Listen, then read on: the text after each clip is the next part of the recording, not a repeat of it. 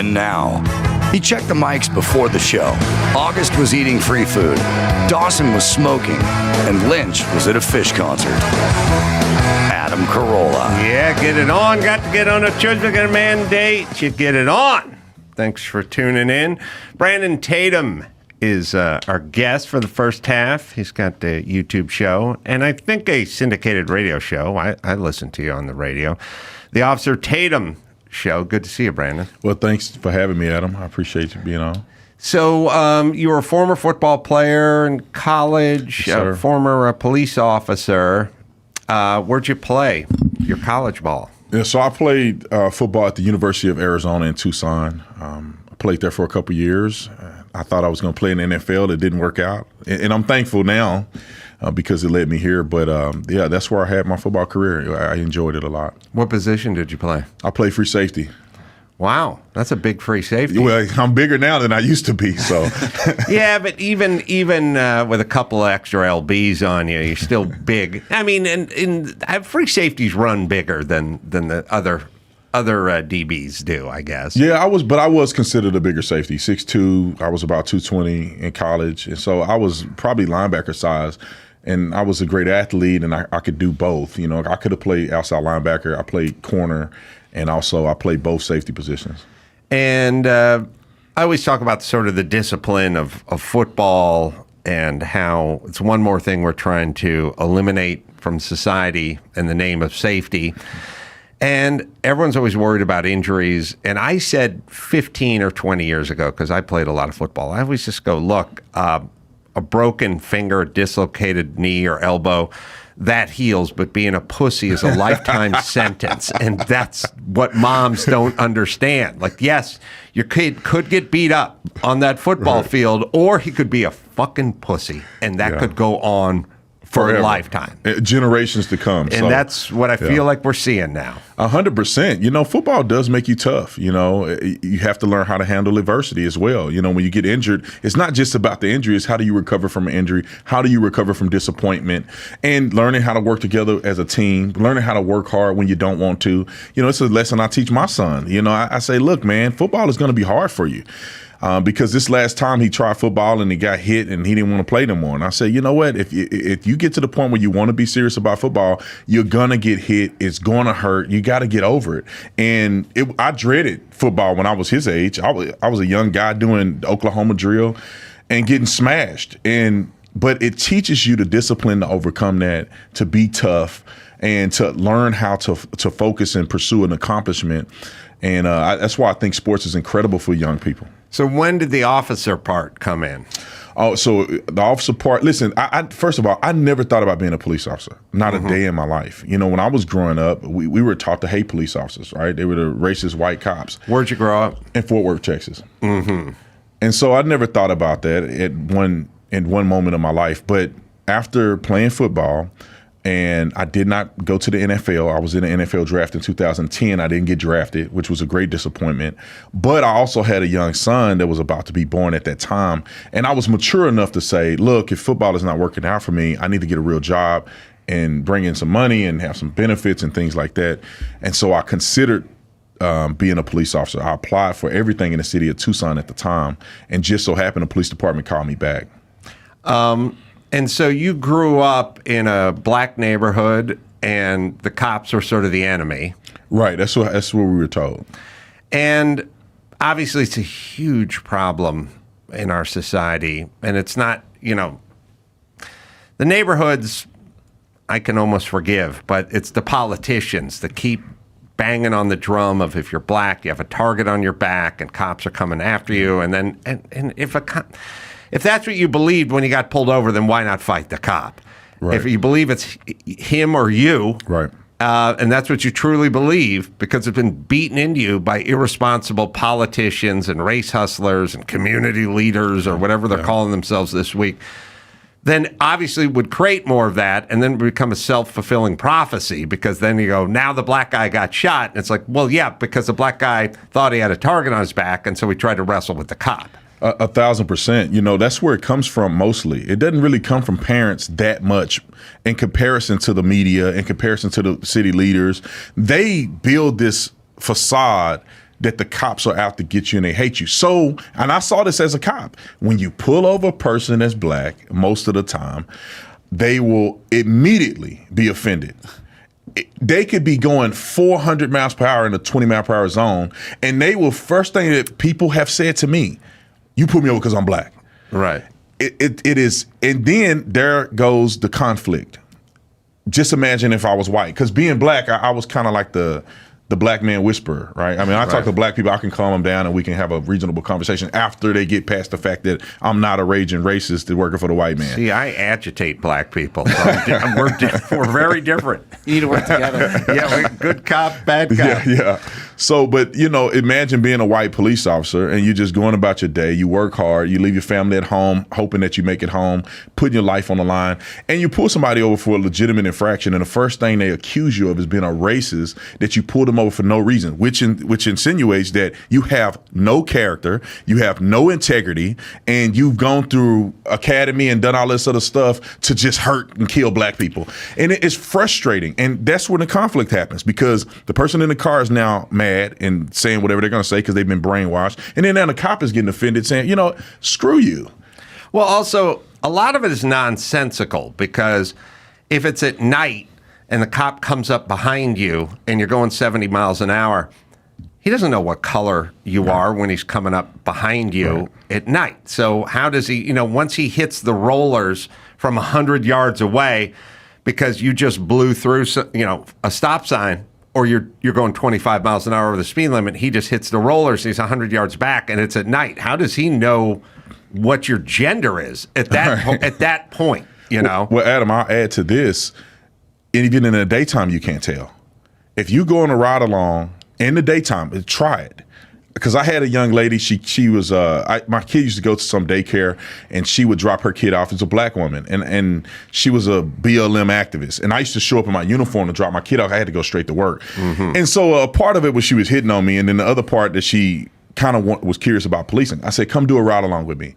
She comes to do the ride along in the daytime. I was working day shift. We were riding down the road, and I said, what race is that person in the car?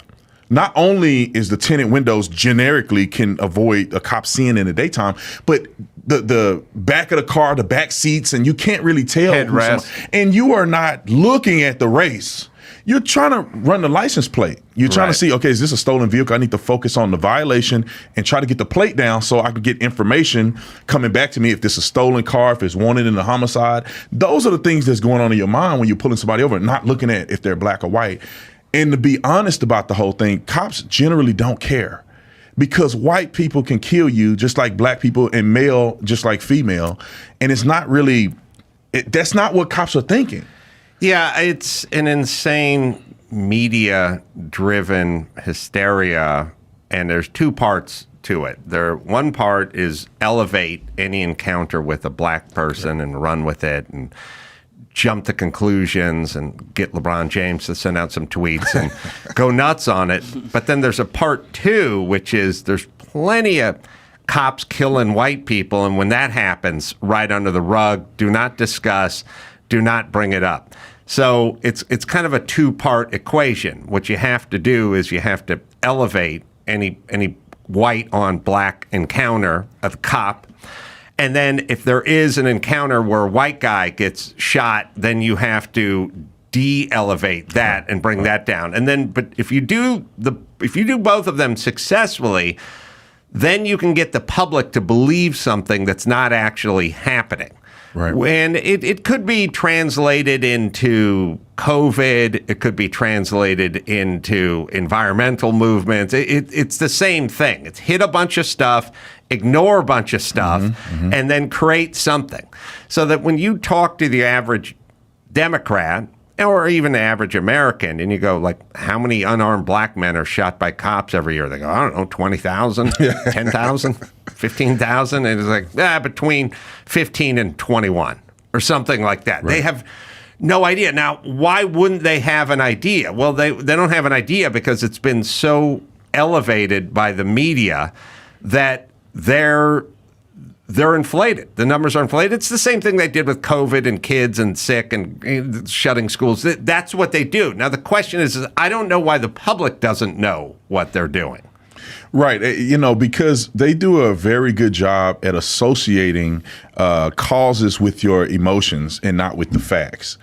Because it makes you feel virtuous, or it makes you feel angry, or whatever emotional feeling they want to perpetuate to you when they bring up these incidents, right? When you talk about a black man getting murdered for no reason and they show a small clip of a small encounter, it gets to your emotions.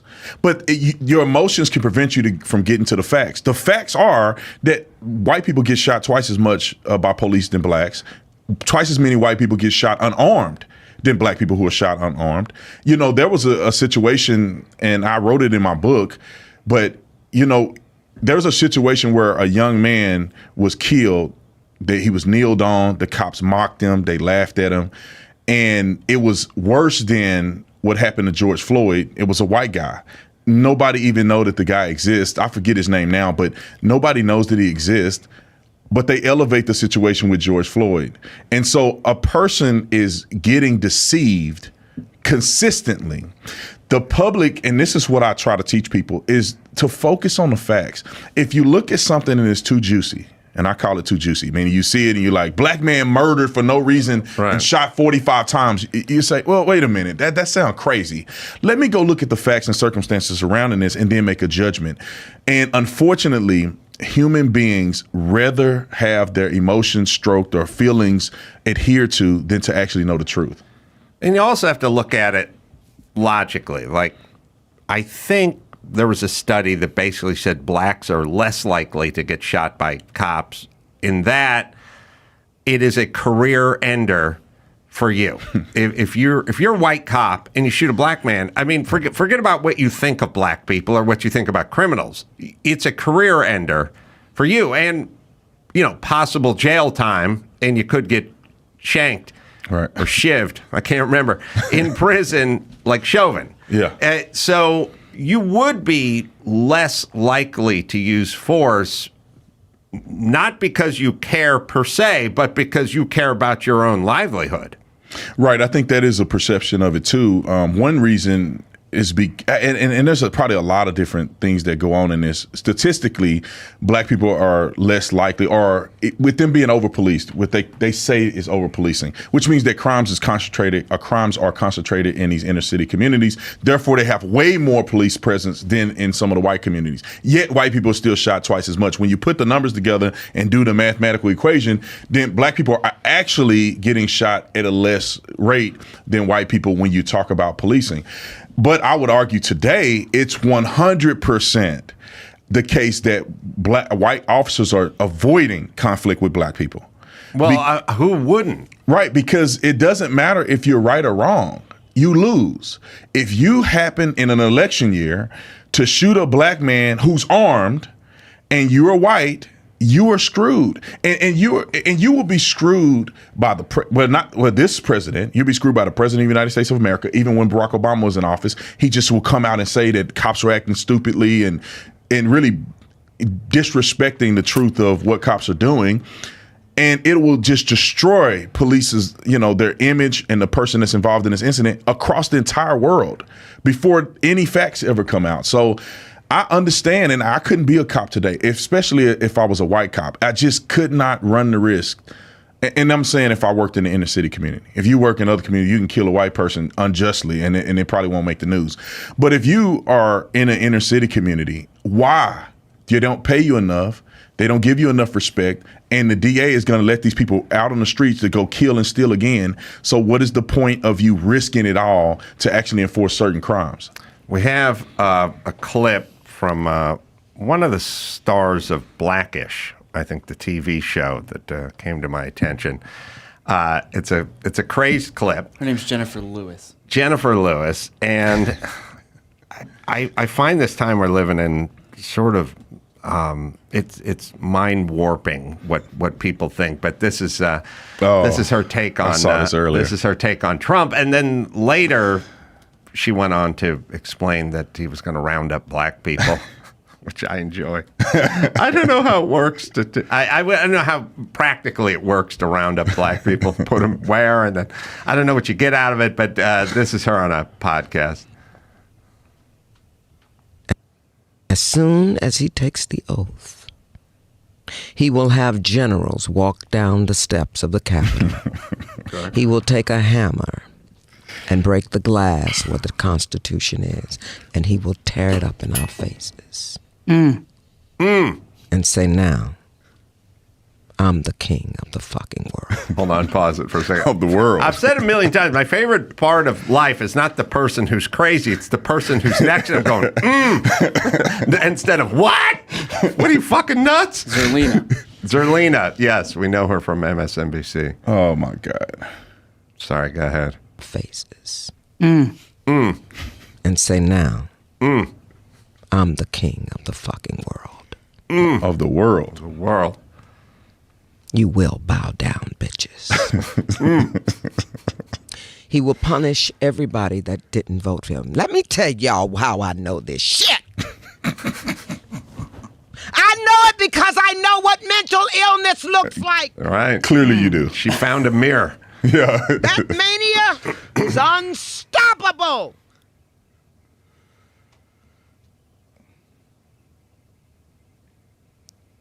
See, this motherfucker's Hitler. Hitler.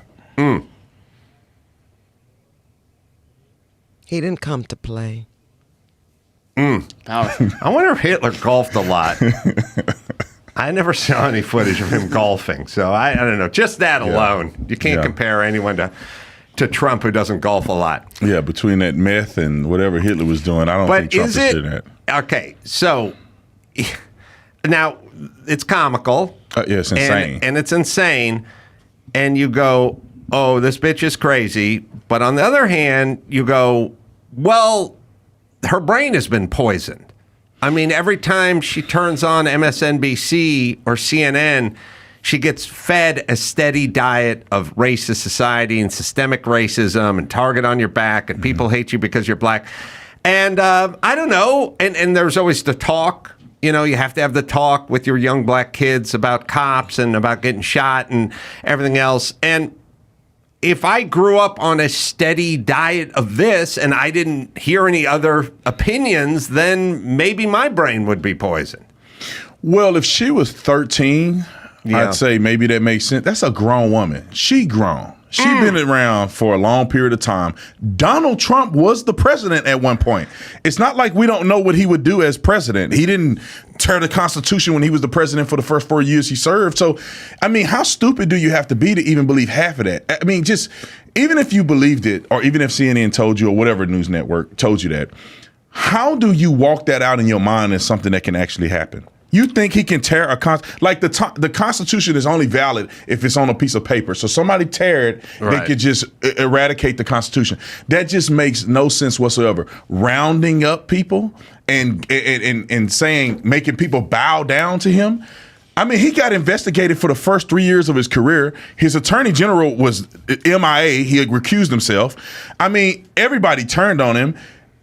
Donald Trump did not have it easy in 4 years. Where is the dictatorship in the Hitler-esque mentality or even the way to present that in the United States of America? It just doesn't exist. The lady is nuts. Do you have the quote, by the way? Yeah, so speaking of various minority groups, she also added, that motherfucker will have us in camps because we sat our fat asses on the couch. Oh, you didn't vote. Right. And then because you didn't vote, then Trump got elected, and then he's going to make camps. Yeah.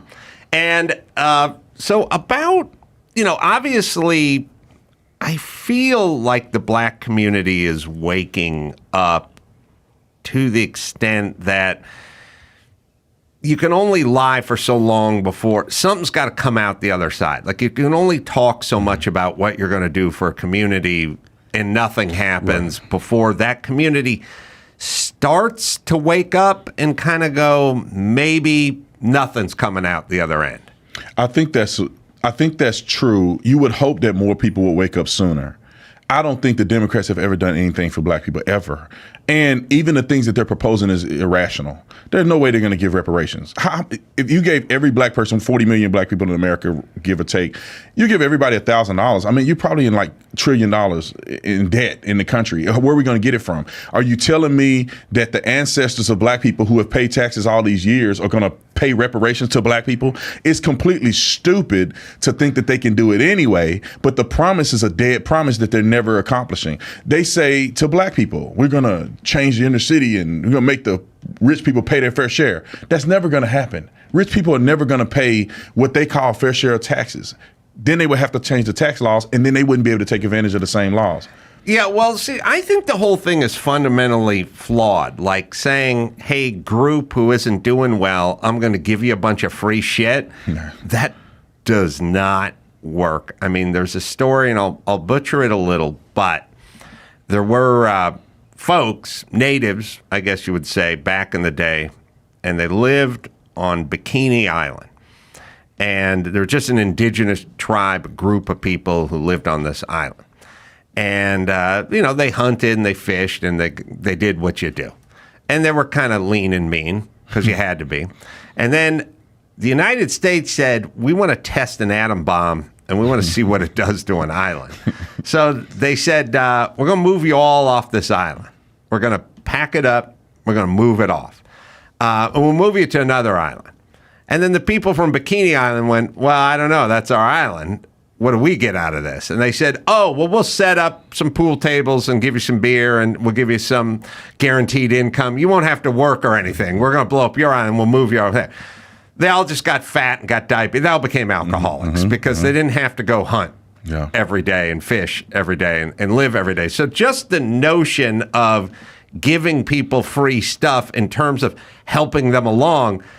If I said, if you had a 25-year-old son who was struggling and he has a little bit of an addiction issue and alcohol and he's not really motivated and whatever, and I said, oh, I'm going to help him. I'll give him $500,000 as his dad. Everyone would go, that's the worst idea ever. He's going to do worse. Right. So that's the micro version of free shit. Everyone understands the nepotism and the babies of the rich guys all just sliding into addiction and, and beyond. If you do it for a whole group, you're going to hurt the group. Freebies are, it's really an irresponsible, dangerous game to play with groups. And the groups that do the best are the groups who don't consider themselves a group. Right. And never say to the politicians, what's in it for us? It's always the ones who just put their head down and go to work. Right. The problem with the black community is they look at themselves as a group, and then they anoint leaders who are interested in cashing checks but not really helping them. As a matter of fact, if they help them, then they're kind of out of a job if the group gets better. And then they just perpetually talk about what they're going to do for the group. And while they're talking about what they're going to do for the group in a positive way, they have to sprinkle in a lot of negativity about what the other group wants to do to that group if we put them in charge, and they're going to hurt that group. The reality is you're an individual, you can do whatever you want, make some hay while the sun is shining, and everyone get to work. That's the only message that should ever be given, but it's a constant group thing, and it's hurtful. I think pride is hurtful.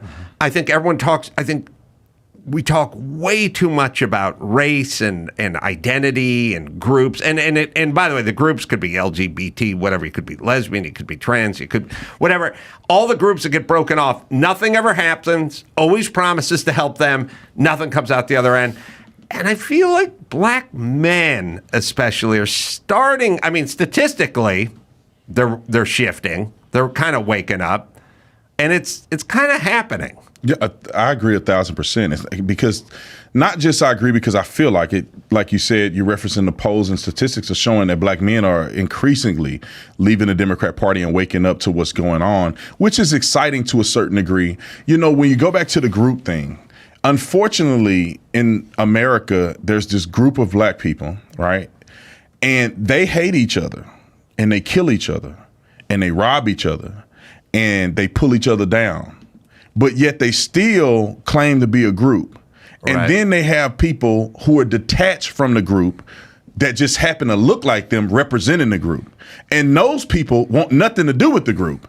They just leverage the group to make money.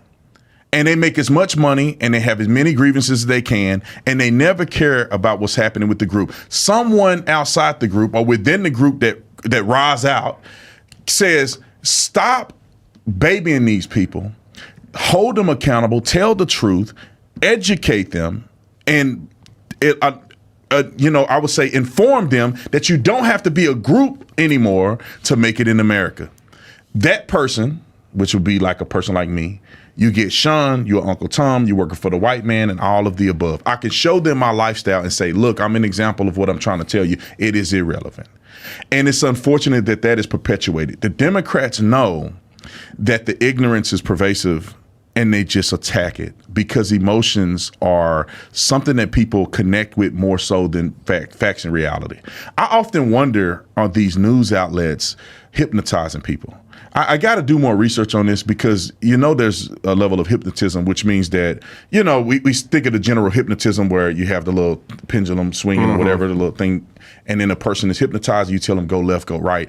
I wonder, is there some of like a micro hypnotism or a smaller level of hypnotism, like a first phase hypnotism, which means that a person is kind of being hypnotized. They still are functional, but in their subconscious, it's just downloading this information.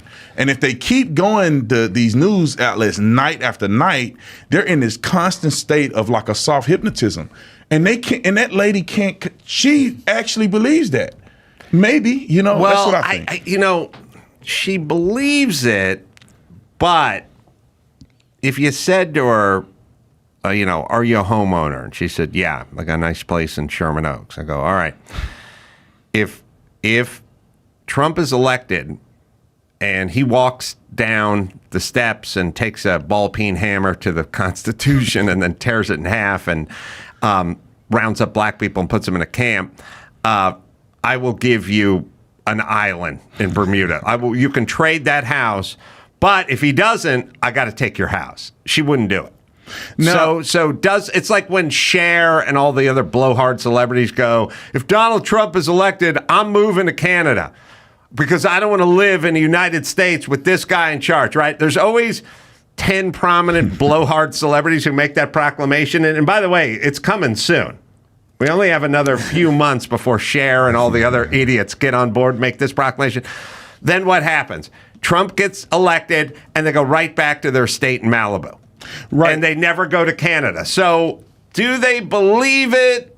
I don't think she believes it. It's hard to tell. It's hard to tell because there are people who struggle, and I think it should be diagnosed. Trump derangement syndrome. Yes. Some people really, and you can confront her and make the same scenario that you just said. She would probably say, yeah, I'll do it. Yeah, I agree to it. And then, of course, it never happens, and then she hides off in the night. I wonder, Adam, do people... because I think that we're right on the conservative side. I think that we're right. I think that we have evidence and facts to back up our genuineness. I think these people are nuts. They're crazy. They hate God. They hate America. They hate the Constitution. Oh, they hate their dad. Exactly. That's the main thing. Because they don't know him or he was a terrible whatever. one. They hate their dad, and then everyone becomes a fill-in for their dad. Right. So God. Trump is just a caricature. He's like built in the lab as the dad all these people hate him. Right. That's all. Big, blowhard, hair, the whole thing. He's like literally, this is like a social experiment. If Trump looked like Dustin Hoffman, I don't think they'd be out of their mind. He's literally a cartoon character of the man. Yeah. He is the man. And they rage against the man. And he's the ultimate the man. Yeah, that I can see that happening, but it's definitely something. It's not something where we're just projecting this. These people are nuts. They're insane. I think Joe Biden is completely mindless. He's not adequate to be the president. He's probably got a slight level of dementia going on. His policies are terrible. I don't think he's running anything in the country. But I wouldn't compare him to Hitler. Yeah. Nobody would ever say anything like that on the side of reasonableness. I mean, the guy can be stupid and he can destroy America through policy and the lack thereof enforcing border security and things like that. But I would never go so far to say he's going to destroy the Constitution and put us in internment camps and whatever the case may be. So do they really believe it? Are they being ultra superfluous? It's almost impossible to know.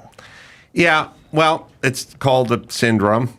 Yeah. And it's called deranged. Right. And they got it. And first you have to be a narcissist. That's the part I figured out. You won't get it if you're not a narcissist. There are plenty of people just go, I'm not voting Trump. I disagree with this, whatever he has to say. But they're not insane. Right. You have to be a narcissist to be insane. That's how it works. Yeah, it's interesting. And it's also the thing that's interesting about these people with their proclamations is they can be wrong 1,000 times in a row, and it does not slow their roll for the 1,001st time they're going to go out and make another proclamation. And I got this through COVID. I got everybody up there on MSNBC and Sanjay Gupta and Anderson Cooper and Don Lemon. All these assholes were wrong all the way through, every step of the way. They got everything wrong, and then went out there, bold-faced, stared into the camera lens, and went for it again. Yeah. And never backpedaled, never did a thing where, you're sitting at a blackjack table and you get dealt you get 13 and 14 dealt to you like 5 times in a row, and the dealer's showing a face card. And at some point, you got to get up and go, don't look at me. When someone goes, I got 16, he's got a face card. Should I hit? I just go, don't, you're talking to the wrong guy, because all I got is everything wrong at this table. Right. They never did it. They plowed forward. They made proclamations that were 100% wrong over and over and over again, never apologized, never backpedaled, never stopped, and it did not slow them up at all. No. They went 3.5 years of Russian collusion, ended up being wrong, didn't slow the roll at all. Because to them, the ends justify the means. So they feel that they can do anything, and they just keep moving the goalposts because they need the end result to be what they want it to be. Just like these idiots that I see wearing masks still to this day. I mean, a lady in the airport had 3 masks on. And I'm like, at this point, you are just insane. But what happens is she bashed all of her family, told people they couldn't come over the house, you can't see the grandkids, and they bludgeoned people all this time. And then now everybody knows that it's bullcrap, but they cannot let that go because they hold on to that memory of crapping on people all this time. And the same thing happens with Russia collusion. People remember how they gave the middle finger to their grandmother because they thought she was a right-wing extremist because she said there's no evidence of Russian collusion. And they instead of being humble and having the emotional intelligence to say, I probably should apologize, they can't. It would just ruin their whole reputation and their whole being to say, I'm sorry, I was wrong. And this happens. This is the Trump derangement syndrome development. There are people that I know that they messed up. Even your boy, I want to say your boy, you probably don't like him or not, The Rock. The Rock came out with his bald head and made a proclamation that he's going for Joe Biden because he's going to change America. And then the man now is saying, I'm not endorsing them. Do you like the way that America's going? I don't. I think it's going wrong. Just say I messed up. Well, to be fair, and to show that The Rock really doesn't have any dignity, he's just licking his finger, figuring out which way the wind was blowing. And if you wanted to operate in Hollywood and you wanted to work in this town, and it was 4 years ago, and you said, I'm supporting Trump, you'd be destroyed. So you say, because The Rock is really a politician without being a politician. He's doing all the stuff a politician would do all the time. What side of this, okay, we went through COVID. There wasn't a human being in Hollywood beside me, and I'm barely in Hollywood, who said, pump the brakes. What are we shutting everything down? I don't have any evidence of this. We shouldn't be shutting down the beaches. We shouldn't be shutting down the schools. We got to reopen the schools. We got to reopen the playgrounds. We're hurting kids. Ivermectin, that's between you and your doctor. Hydroxychloroquine, that's between you and your doctor. I'm not an expert. I'm an actor. There's nobody in Hollywood that had one word to say that was that would be contrary to what the theme was. Did they all believe it? Fuck no, they didn't all believe it, or they wouldn't have gotten on airplanes, they wouldn't have traveled, they wouldn't have gone on boats, they wouldn't have gone out to dinner, they wouldn't have hung out with Gavin Newsom at SoFi Stadium and Magic Johnson. No, they didn't believe it. They're constantly, Hollywood people are like politicians who never stop running. They never stop. And they're smart because you got to take this career and you got to try to stretch it out over about 40, 50 years.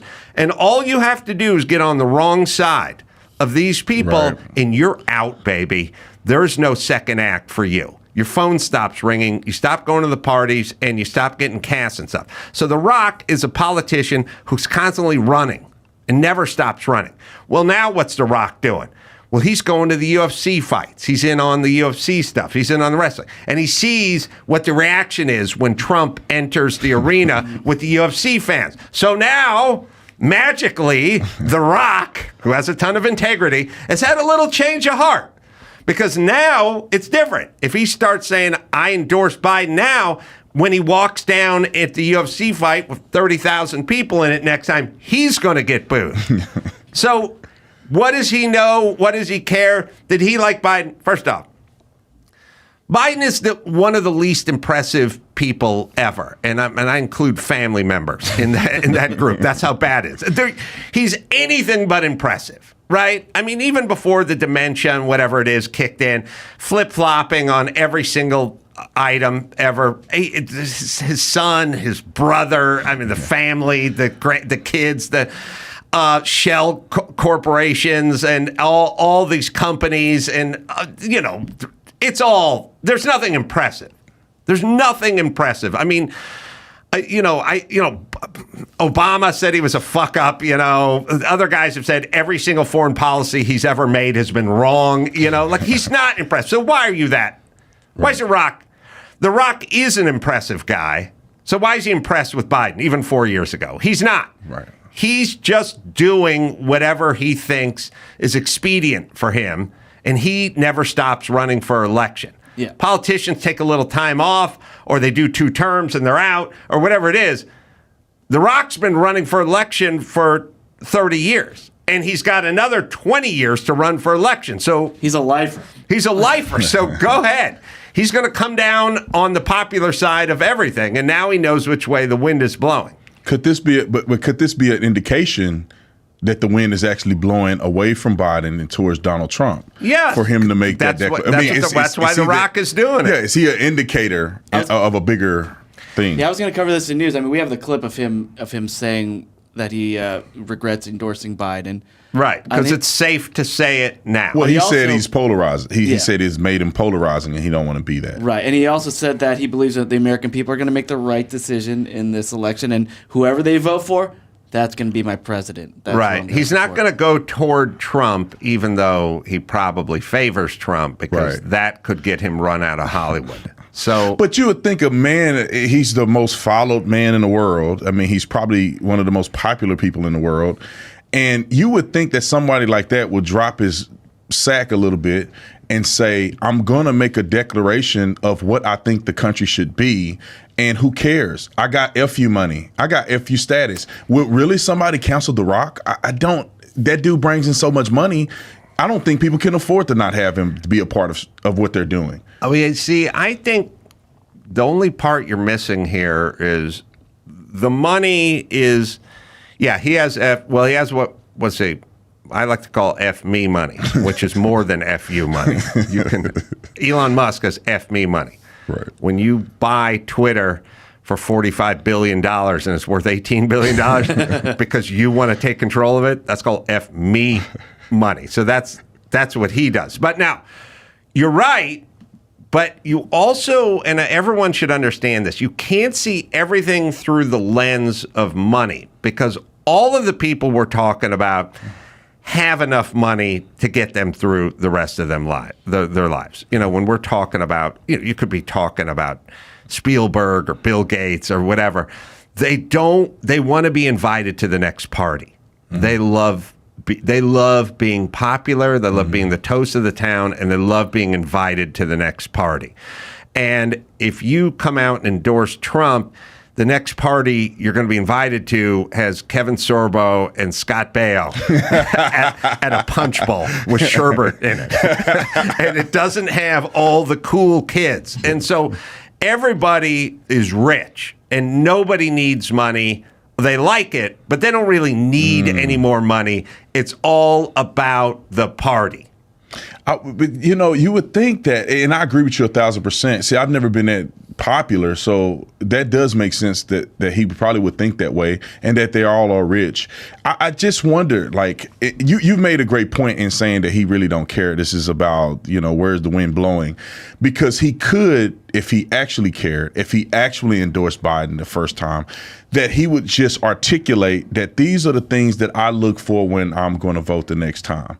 He don't have to say Trump. He could at least point out the end of wars or whatever the other stuff, taxes but you make the argument that I agree with, that I think he's disingenuous from the onset. Yeah, well, it's also when you talk about what you want, you will get put into a camp. So that's what happened with COVID. So you go, listen, I'm not an anti-vaxxer. I just got a 14-year-old healthy son, and I don't want him to get an experimental vaccination because he doesn't need it.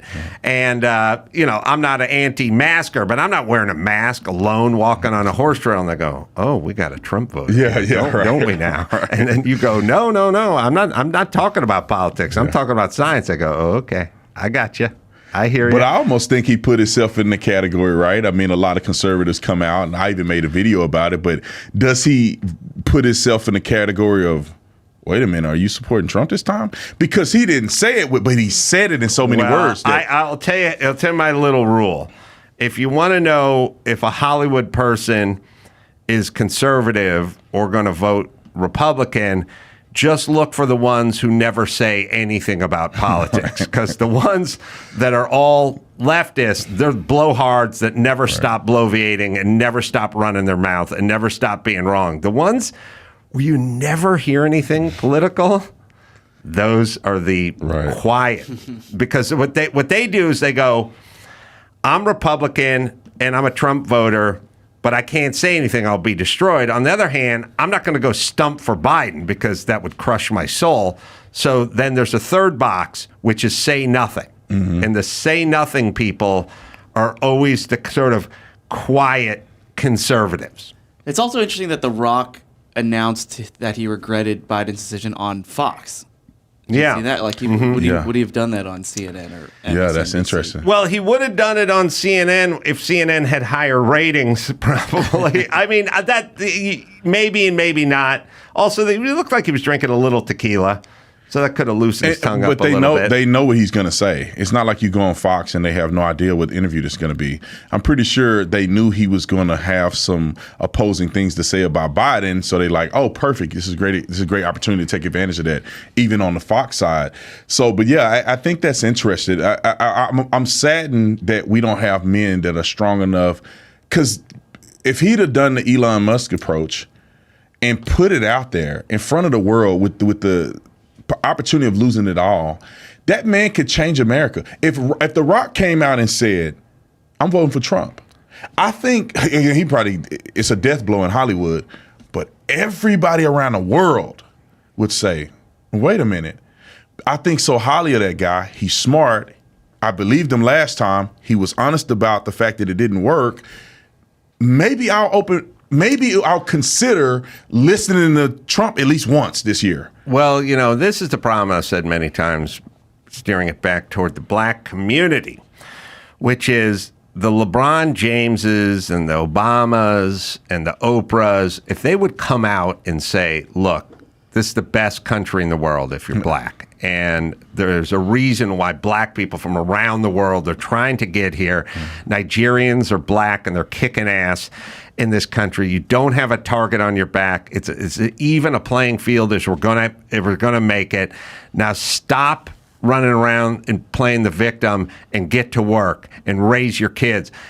If LeBron James and Oprah and goddamn Obama, because it's so disappointing with that guy, and him and Michelle turn out to be race hustlers, if all those people would rise up and say something, it would make such an impact, and they won't.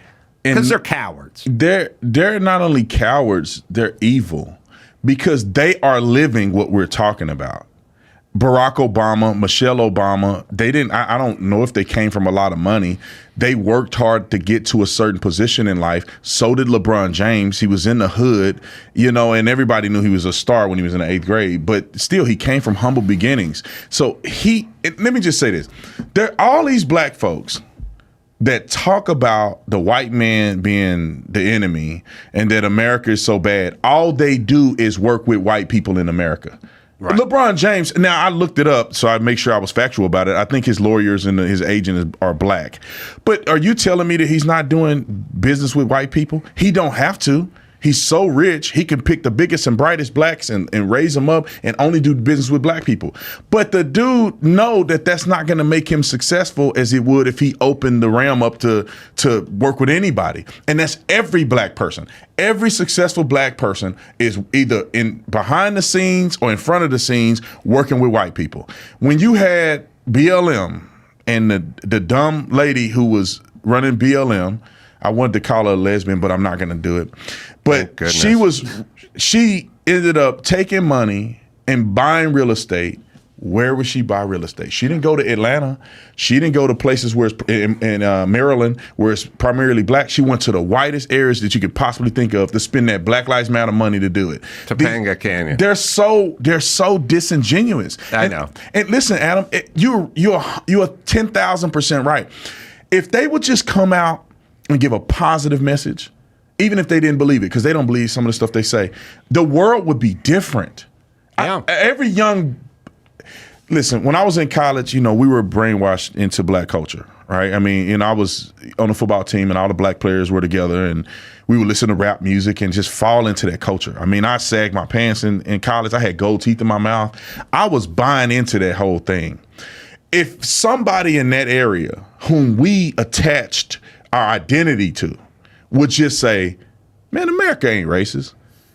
You just need to work hard. You need to be accountable. Don't have children out of wedlock. You should get married. Marriage is one of the greatest things that ever happened to you. God is my witness. Probably about 40% of black America would think completely different. Yeah. Generations of people would change. No, Oprah, you can even throw The Rock in there, but certainly the Obamas and LeBron and many other athletes, if they just did it, instead you get Colin Kaepernick, who's just hammering checks from Nikes and hustling race, and people are listening to his dumb ass. And it could change. And by the way, you know who you'd be saving? A lot of black lives. 100%. Tons of black lives. If you just start talking about marriage and not having kids out of wedlock and family and education and how we don't live in a racist nation, you would literally be saving tens of thousands of black lives every year, but they won't do it because they want to go to the next party. Right. And Adam, the thing is too, and I think you understand this, there's power in positive thinking. There's power in visualizing success. There's power in that. The way you feel, the way you think can be an arbiter of your success. And when you grow up black in America, you are so defeated as a kid because the white man is controlling everything. White kids are not thinking about black kids. I don't think they are. They're not raised and being worried about where the black people are at. They focusing on their life. They got other things to deal with. But as a black kid, your whole life is surrounded by what white people are doing, what they're not doing, their approval or the lack thereof. And you grow up thinking, I'm less than, because the white man on the hill stole from my ancestors to get to that position, not knowing that most entrepreneurs and millionaires, they are not, trust fund babies. And so when you wake up every day, you feel defeated, you think defeated. When you see a black man is successful, he's telling you you're defeated. And how do you then act when your subconscious and your mind is negative? And that alone is destroying young black people. You get to a job interview and you already start, because the business is full of white people, the head people are all white. You start by saying, I'm not gonna get this job, man, because the white people ain't gonna let me get the job. Just changing the mind of young black people will change the culture tremendously. But when you're in a slump and you hate everything and all the white people hate you, you're never going to make it, and then you start turning on your own brothers and sisters and then you kill them because that's normal to you, and then they hate on you. There was a thing that a guy had made mention, and I this is wholeheartedly the truth, and it probably happens with anybody that becomes successful. He spoke about how he had survivor's guilt. He said survivor's remorse, but I think he meant survivor's guilt. When he left the hood and made a lot of money, he felt bad because he left all his people behind. And he would go back, and when he said he would destroy himself in order to fit in. So he would take drugs, and when he was high and he was losing it, the people in the hood loved him. And they go, "Oh, what's up, man? I love you, man. Keep your head up, man." They talk when he's feeling good about himself, then he's healthy. "Oh, man, you think you better than us," and that's what happens to LeBron James. I think he's an idiot, but you got to think LeBron James came from all of this poverty, and now he the man. And Colin Kaepernick, to a certain degree, right? He's coming up in this beautiful white family. They took care of the man. They gave him everything he needed to be successful. He almost won the Super Bowl when he had a fresh haircut like mine. Mm-hmm. And then what happens? He dates this black girl that brings out the black side, and then he has survivor's guilt, meaning I don't even care about my own people. I left them. I'm only addressing my white side. And now he got to overcompensate. Now he got to be extra black and grow his hair out because he's abandoned his own roots. And that theology and mentality is hard to overcome. But I'm hoping that over time with people like myself and other black, Larry and other black people. Larry Elder. Yeah, Larry Elder. Not Larry Bird. Yeah, not Larry Bird. Different dude. No, he's interchangeable to me. Yeah, I know. It's just so, I guess I'm so disappointed in the Obamas. I just feel like they could have made such a difference, and they got elected, and then they got the hustle, and they went to becoming race hustlers. And it's just, but they could have made such an impact. The question is why. So it's not so much as they did it. It's like, why would they do it? You know, why wouldn't they? They know that they could have been the change that America needed. Well, we thought that they were going to be the change that America needed, because it's not a race thing, but also it did take down the defense mechanism of most people in America, saying, look, some of those who felt that America's racist, okay, now they're not. Right. Some people that felt that America wasn't racist, but we kind of needed to right the wrongs or make it clear that everybody has opportunities in this country. That was a statement. I cried when Obama got elected. As a young black man, I was like, wow, there's black in the White House, black family. And I did not realize that he was the worst thing that ever happened to race relations. And you look at the statistics, race relations dropped from 2012 to 2013 and on. It's just been declining. Yeah. And it's because of these fools. Well, in part. What I've always said is we lived under this myth that we lived in a racist country, and all the hustlers and the LeBron Jameses and the Oprahs and all the aforementioned Al Sharpton, Jesse Jackson, that's the hustle. MSNBC, CNN, that's their entire business. And then the second we elected a black president for a second term especially, Val went, okay, we got to go into overdrive now, because this is flying in the face of our message. We're saying this is a racist country, and we just elected a black president. Yeah. Now, it wouldn't work for any country.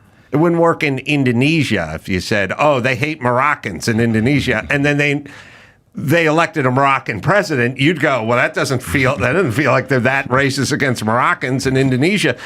So we screwed with their theme, and they, like any good business people, they had a meeting and they hit it. They came back harder. You know what I mean? They basically said, sales of Coca-Cola are dropping off. Coke for dinner, Coke for breakfast. You know what I mean? Like that's when Coke for breakfast came along. Cereal for dinner, says Kellogg's. You know what I mean? They started hitting it real hard because people were looking around and they're patting themselves on the back and they're going, I guess we're not that racist a country after all. And all the hustlers went, oh, whoa, our business is drying up. Our theme is going to hell in a handbasket. Now let's triple down. So find me some tape with some black man getting punched by a white cop or whatever, and let's go to town on it. So all we did is ramp it up. Right. Because the people that are setting the narrative couldn't let go of their narrative, and their theme was in jeopardy because we elected this guy for 2 terms. All right, we need to take a quick break. We got some news. We'll come back with Brandon Tatum. The Officer Tatum Show. It's on YouTube, and we'll do all that right after this. Simply Safe. Spring has sprung. Fresh air, fresh starts. Take a fresh look at Simply Safe Home Security. It's the one I use. It's the one we all use. They've been with us for a long time. And when you move, you just take your system with you. Named Best Home Security System of 2024 by U.S. News and World Report. Best customer service according to Newsweek. Blankets your home with indoor and outdoor cameras, plus sensors for break-ins, fire, flood, and more. 24/7 professional monitoring for less than $1 a day. No contract, 60-day risk-free trial. Do not love your system? Then return it for a full refund. So what do you got to lose? Simply Safe, 2 eyes in there. Well, they gave me, many of my listeners, peace of mind. And you should have it too. Get 20% off your system today when you sign up for Fast Protect monitoring at simplysafe.com/Adam. Get the 20% off at simplysafe.com/Adam. That's simplysafe.com. There's no safe like Simply Safe. In the spirit of Murrow, Jennings, Cronkite, here's another great moment in local news. A former Fort Wayne mayor is getting some national attention. Thousands of people voted online to name the new city-county building in his honor. But that probably won't happen because of his name. News Channel 15's Don Austin is here to explain. Well, Heather, Mark, the people voted, and the top pick so far with more than 10,000 votes is the Harry Balls Government Center.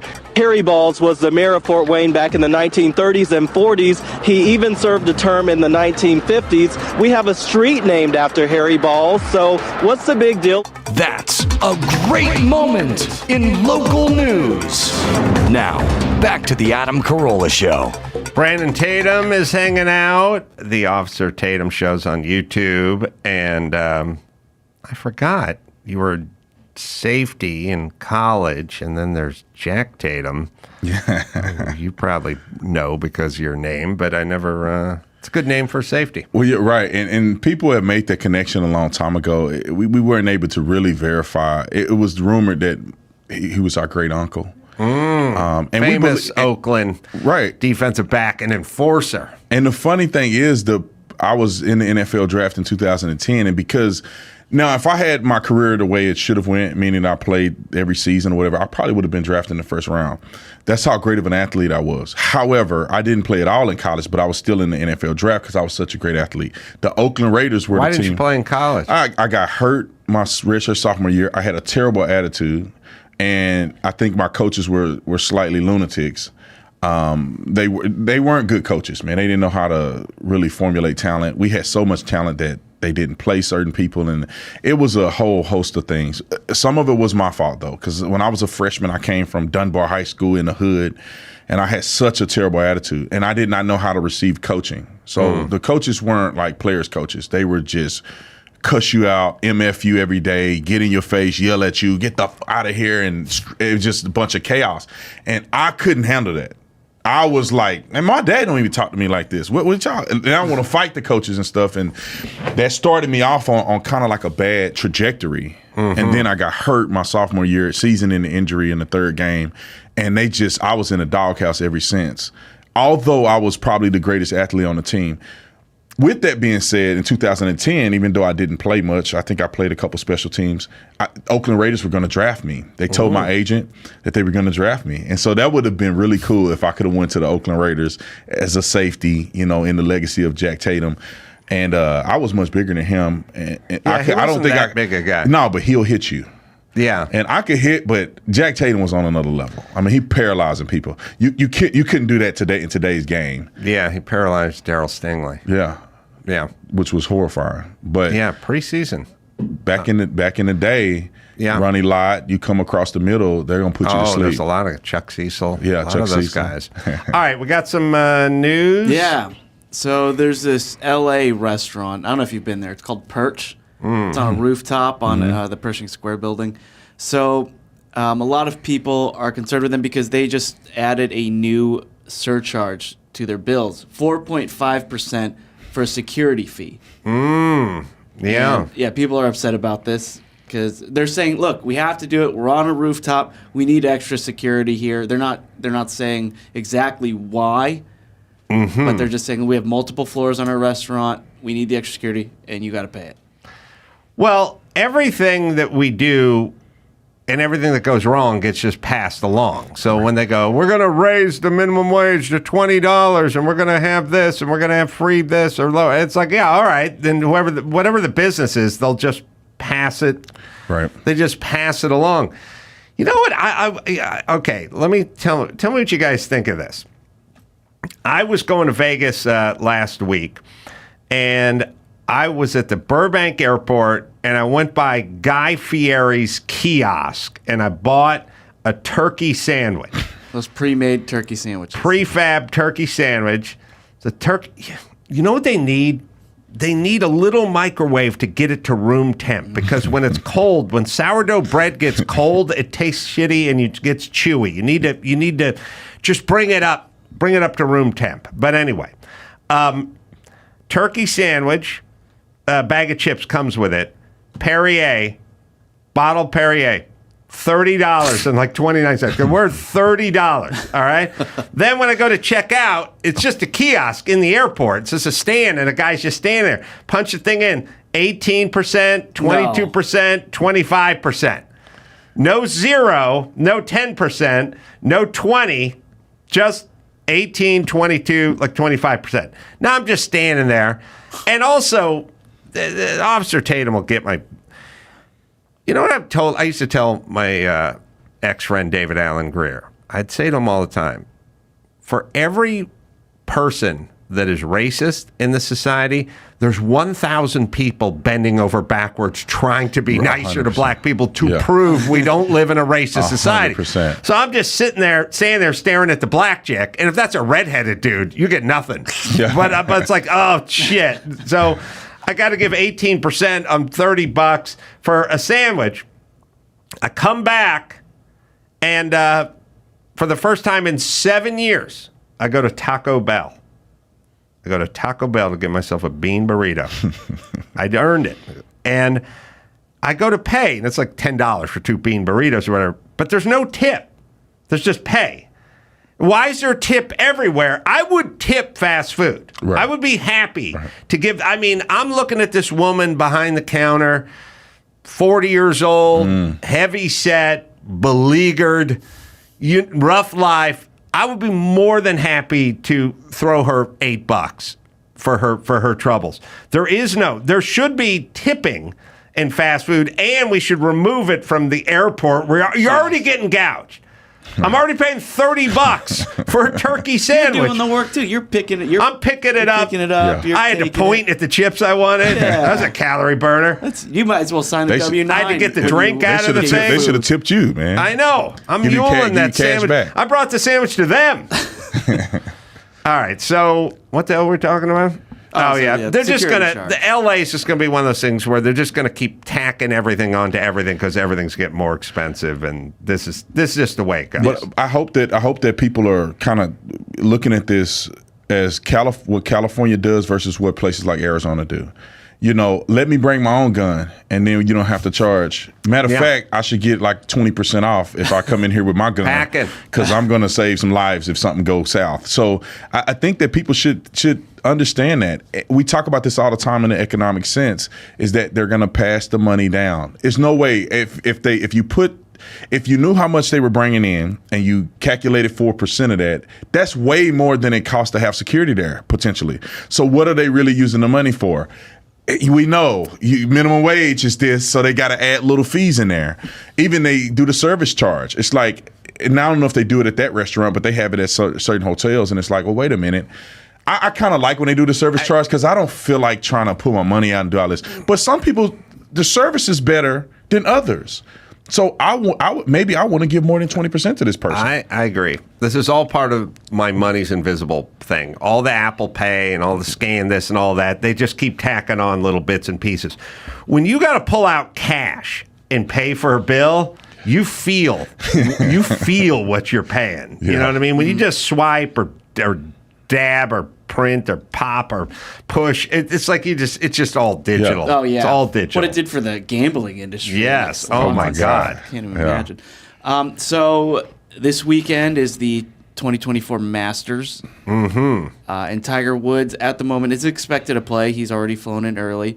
It has been said that by his friend that he's working really hard in the gym. He's eating right, and he's also eliminated sex to prepare, keep himself in focus. Now, once again, keep in mind, Mike Tyson once said that he went 5 years without sex. During his prime fighting years. Muhammad Ali said he would abstain from sex 6 weeks before bouts.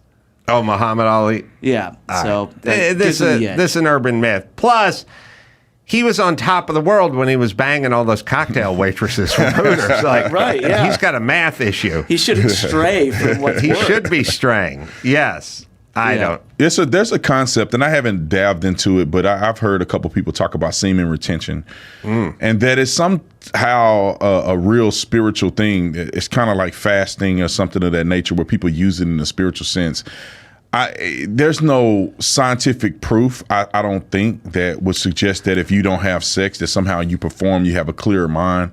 It would be assumed that God made us with enough to populate planets. Well, look so at you probably should be able to utilize that. Lawrence Taylor would go out whoring the night before the big game and get 3.5 sacks. Right. So maybe he could have got 5 if he didn't. Well, maybe it was the drugs. I don't know. But the horn or the drugs. It's also this. Golf is, 80% psychological. I mean, all these guys can drive the ball 300 yards. They all have the physical tools to put the ball in the hole. It's so much. It's mental. Right. It's a mental game. So if you think, if I said to a golfer, I invented a pill. It's called the Great Golfing Pill. You take it, and it's going to take 10 strokes off your game, and it was just a sugar tablet. Right. I bet they take some strokes off just because it's a placebo effect. So I think that maybe you're doing it for a psychological, psychological edge, yeah. Yes, that's what I'm thinking. I mean, sports psychologists are a big thing now. They're all seeing sports psychologists just to get them in the zone mentally. So, yeah, it could be a thing. Seattle. The public schools have dismantled the gifted and talented program, which administrators argued was oversaturated with white and Asian students. In favor of a more inclusive, equitable, and culturally sensitive program. Yeah, never going to work. Well, let me add to this, because I cannot confirm or deny that my oldest son goes to a school in the state of Washington.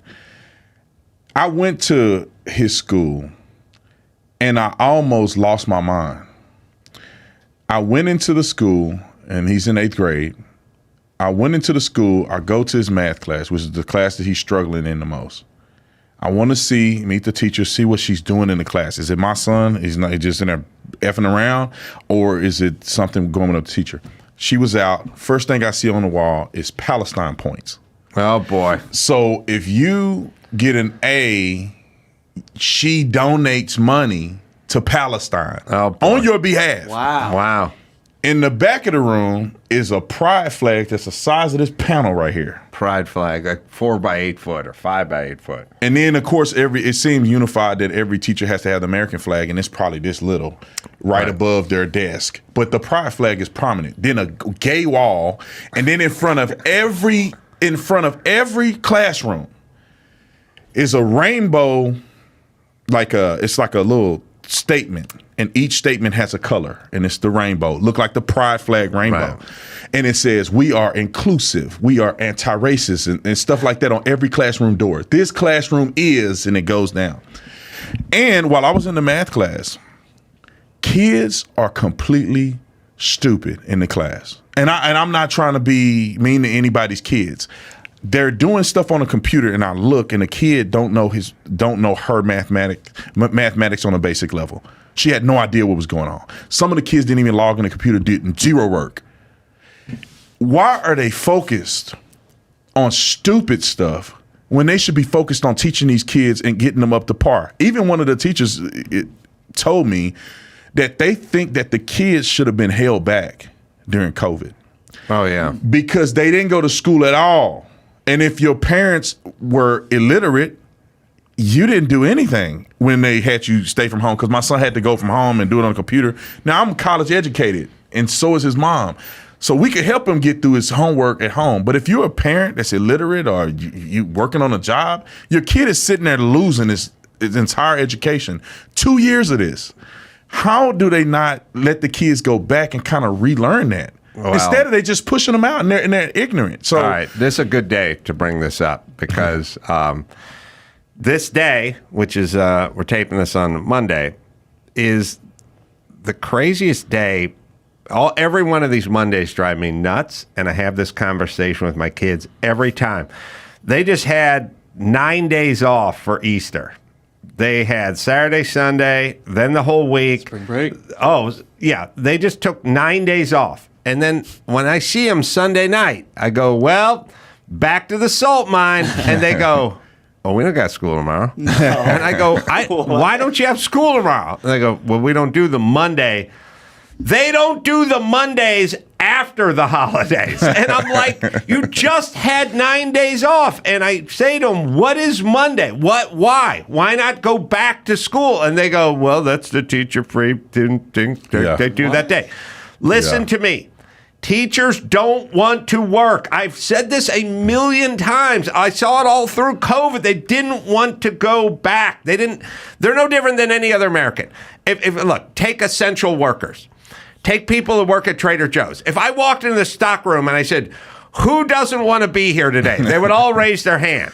And then I'd go, well, you're not going to get paid if you don't come in today. They'd put their hands back down. And then I'd say, but what if you would get paid like you were here, even if you weren't here? They'd all raise their hand again and leave. The American dream is to get paid and not show up. And teachers share that. Also, the public school is a little bastion of socialism. It's the one place where competition, and they don't want the competition, so they're anti-charter school and they're anti-competition. School unions are anti-competition. They don't want it. Also, they did a little. So you have people that have dropped out of the system and bought into socialism to a degree. Mm-hmm. Where you go, look, you want to go out and start your own business, you want to deal with employees, you want to deal with OSHA, you want to deal with taxes, you want to deal with all that stuff, or I'll guarantee you $52,000 a year and you never have to work in the summer. And you'll get tons of time off. And after having 9 days off for Easter, we'll give you the Monday off. And they go, I'll buy into this. They're little bits, they're little bastions of socialism. So what are they going to teach? When they're there, and it's predominantly women. So what are they going to teach? So you have predominantly left-leaning women. What are they going to teach when they go into the classroom? They're going to keep it all close to the vest. They're not going to let any of their political ideas sneak out. Now they're being encouraged. Also, somebody figured out about 10 minutes ago, they go, look, why are we waiting to brainwash these kids? Why are we waiting until they get to college? Right. Let's hit them in junior high. 100%. Start washing that brain. I say it all the time. I said it during COVID. You want to crate train your dog. You got to crate train a puppy. You can't crate train a middle-aged dog. It doesn't work. It's too late. Yeah. Get them when they're puppies. Start the crate training. That's what's going on. That's why you're seeing all the flags and all this stuff. And then, as far as the test scores go, don't worry about that, because when these kids start failing, we'll just eliminate the test scores. We'll call it racist, or we'll get rid of the system altogether, and we'll all be fine. Take your kids out of school. Me and the wife with our youngest son, because I have a child with another person. And that was from 13 years ago. But me and my wife, our youngest son, we will not let him go to public school. We're going to homeschool him, because they are washing the brains of your kids, and they're being stupid, and they learn all this crazy stuff. These kids are out of control in the school system. And you know what? I feel bad for the teachers too, because some of them probably don't have intentions to be communist idiots. They are getting bludgeoned in the school. The kid come to school and just tell you, I'm not doing anything. Right. And they can't do nothing. Right. Shut up, lady. You can't tell me what to do. You're not my mom. You be, and they be on his phone. And the teacher got to say, I have to disrupt the education of everybody in here and accommodate to this one kid that don't have a daddy at home. Right. This is what the school system is. Like when I was in that class, the teacher didn't say anything to anybody, man. I almost said something. I was like, oh, hold on, man. Log into your computer or you're going to be an idiot when you grow up. And this guy was just, oh, you didn't log in yet? Listen, we're 40 minutes into the class. Well, they've also decided that, again, it's a death knell of a group. They go, well, black children are being disproportionately disciplined and expelled, so let's just get rid of that. Right. Which all it does is hurt the kids. All it does is hurt the teachers. All it does is hurt the kids that are trying to learn. Right.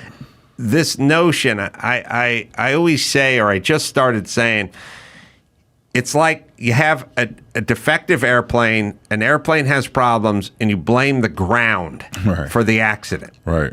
Okay, you can blame the ground all you want. You can go, well, if the ground didn't exist, then the plane would never hit anything. But you're never going to solve the problem of this defective plane if you're blaming the ground. Right. And that's what they do. Everything is backwards. So it's like, there's too many people being arrested. We'll defund the police. Right. And there's too many kids being suspended of color. Well, then stop suspending kids of color. And there's too many kids of color and males of color in prison. Well, then don't put them in prison. Like, okay, then get rid of the ground. Right. It's really what you're saying. And all it turns into is a shit show. It never works. There's no math where it can ever work. You getting rid of test scores or advanced programs or whatever because there's too many Asians in there because their families are intact and they focus harder on education, that'll never fix the problem. What's happening is this constant re-election theology, right? You have people that are just running for getting hired or appointed, and so they don't care about actually taking the time to fix the problem. They want to get the numbers right so they look good to get the position. Because if you're a police officer and you're a police chief, Mayor Adams or one of these other people that are leading, what they would do is, and I'm saying Mayor Adams being the mayor, what they're doing is saying it's better for us to change how we classify burglaries.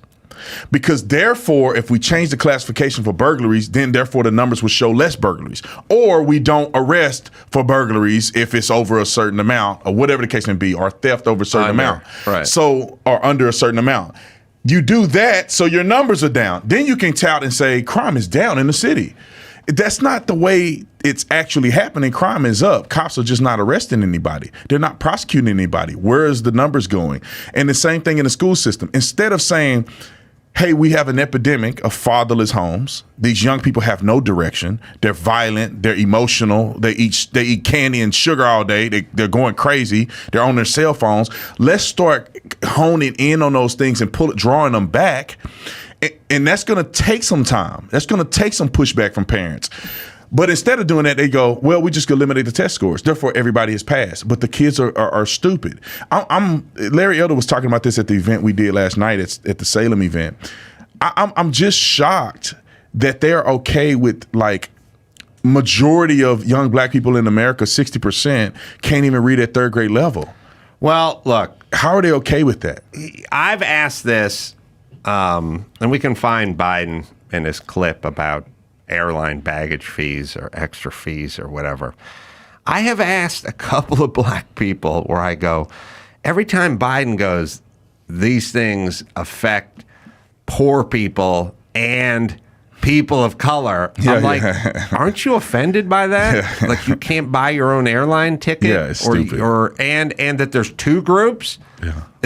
It affects poor people and Jay-Z and Beyonce, these airline tickets, like that you have your own category when he's up there going, black entrepreneurs are just as smart as white entrepreneurs. They just don't have access to lawyers or accountants. What? They don't? Yeah. What I want to say to the black community is, why aren't you more offended by the way you're being treated and spoken to? Yeah, it's like what they call it, the Stockholm Syndrome. I don't know if it's like the people are sympathizing with their abuser.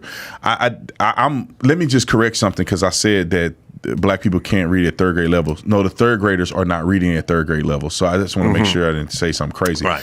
But no, I don't. I'm offended. I mean, I'm offended, but I don't give a F, right? I mean, Biden saying, if you don't know who you voting for, me or Trump, then you ain't black. I'm like, hey, bro, that's disrespectful to say something like that. That's what I'm saying. I don't think any of this ends until the black community starts stepping up and saying, yeah, but this when are is they going to do embarrassing. it? It's almost like the Titanic, this is what I say. I say the black community is like the Titanic sinking. You got to get as many out as possible, but you're not going to save it. It's worse. You look at the smash and grabs here in L.A. and different places. It's mostly black young people, and fatherlessness is not improving. No, these boys don't have no daddies, and they're not going to have dads. And then with fentanyl coming in, drug dealers are getting prosecuted for selling the fentanyl, which is a higher prosecution than you would of selling any other drug. Now it's a felony crime. They can charge you with second-degree murder in certain counties, even in California, if you sell knowingly and intentionally selling somebody fentanyl and they die. So you got more prosecution for fentanyl, and you got more people dying from ODing. It's like 3 dudes that I play football with died from ODing, and I know it was fentanyl. It wasn't nothing else. And so it's not going to get any better. And our people who are prominent and successful, they just keep getting stupider. Even the one woman who just won the basketball championship, the black lady, I forget her, South Carolina, the coach. Yeah. She, and I don't know if you're friends with her or you like her or not, she just said in a press conference before they won the game that she's okay with biological men participating in female basketball. Yeah. They just get stupider and stupider. Kamala Harris, the dumbest woman to ever live and be vice president. I agree. There's no, they're not. We're not advancing. So I pray that it change, but I don't know if it will. I know it's regressing. Well, I'll play the clip, by the way, of Biden, just because it always makes me laugh, because he separates poor people from people of color. And also I like it because it's totally nonsensical. I fly almost every weekend. Every weekend I have the same conversation. How much is first class? It's $3,000. All right, that's too much. They have a business. They have a Coach Plus. What do you get in Coach Plus? Well, you get an extra 6 inches of knee room, and you might sit on the bulkhead. And I go, how much is that? They go, that's $64 more. And I go, all right, let's do that. It's all a discussion, but this is the greatest discussion ever. Look at him. He's looking stupid. Decision. Some airlines, if you want 6 more inches between you and the seat in front, you pay more money. But you don't know it until you purchase your ticket. Look, folks, these are junk fees. They're unfair, and they hit marginalized Americans the hardest, especially low-income folks and people of color. And people of color. What is people like? I don't know why there's 2 groups. I never heard. First of all, I never heard this, and now hearing it is insane. The airlines prey on people of color. I fly who are rich as well. I fly all the time. I mean, I got concierge key status at American Airlines, and I've never had a conversation where I felt I was being discriminated against on the airlines. You can. Well, this is over the computer. Yeah, no, they know you're black by the way you type. You misspelled something. I guess you pour black. You know, you wrote ax A-K-S. No, it's A-S. Ooh. Okay, we're gonna tack on some service. But why would he? The thing is that I always say I see that they do it, but why? Like, I don't know a black person that'll listen to that and be like, yeah, that's right. I am getting taken advantage of. Just like with the ID thing. I don't know a black person that don't have an ID. But the whole point is it's a constant hustle. It's a constant hustle.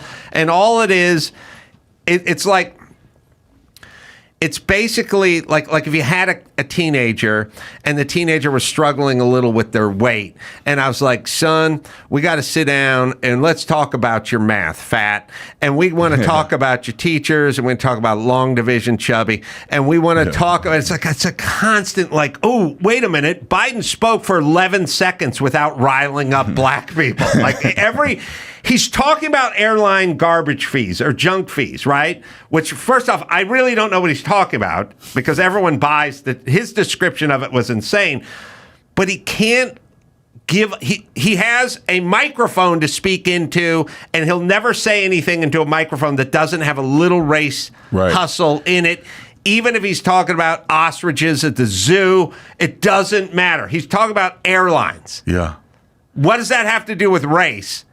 Yeah. And then why would you separate poor people from black people? Right, as if it's like, now you can say He's all a race hustler. 100%. You can say all poor people. That would make sense. People that are low income. But then where does the black people come in? It's like him. All right, here's what this old fool's saying. He's going, look, you order ice cream, you order 1 scoop, it costs $1.50, but you offer 2 scoops, and then that costs $3, and this disproportionately affects poor people. It's like, well, no shit. Everything hey, asshole, a parking ticket that's $61 disproportionately affects poor people than it does Elon Musk or Bill Gates. Oh, by the way, gas at $5.50 a gallon disproportionately affects poor people too, Joe. But yes, everything that costs more disproportionately affects poor people, because if you make 20 grand a month or you make 2 grand a month, you shall be disproportionately affected by the exact same burger charge of $16. Right. But then you go, and black people, and now you're into some weird racist zone, and you're calling American Airlines and Delta Airlines racist, essentially. Exactly. And you're living in some sort of weird world where somehow they know what your race is when you're booking tickets. Online.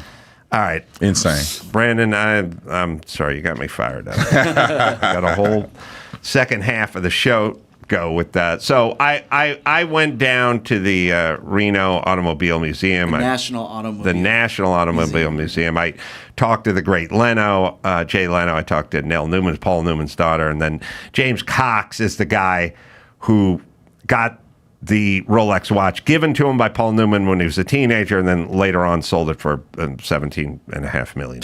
So he will tell that story in great detail. Brandon, the Officer Tatum Show, love listening to your program. You can check it out on YouTube and hear some truth. Yes, and thank you so much for having me on. And yeah, if you guys want to hear the unadulterated truth from a person who's a Christian and all of that, go follow the show. All right, we'll take a break, and we'll come back with Leno and Newman and all the big names right after this. Stamps.com. Well, there's a no-brainer decision for me, like getting hash browns over home fries or cubed potatoes or whatever such slop they're trying to put in front of me.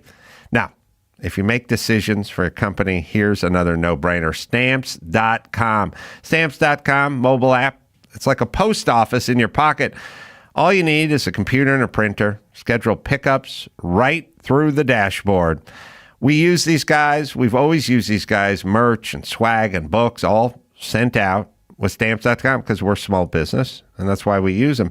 Rates you can get, rates you can't get anywhere else. That's right. Up to 89% off of U.S. Postal Service and UPS. Make the same no-brainer decision as over 1 million other businesses with Stamps.com. Use the promo code Adam. Promo code Adam. That's right. For a 4-week trial, plus free postage and free digital, no commitments or contracts. Just go to Stamps.com, click on the microphone at the top of the homepage, and enter the code Adam. Thank you, guys. Thanks for coming out. I do a lot of stuff, but the car stuff's always a treat. And it's not the cars, it's the people. No, it's probably more the cars. If you guys would just clear out so I can enjoy the cars without being bothered, that'd be a hell of a day. And speaking of cars, so you guys know that Jay Leno is going to join us via Skype.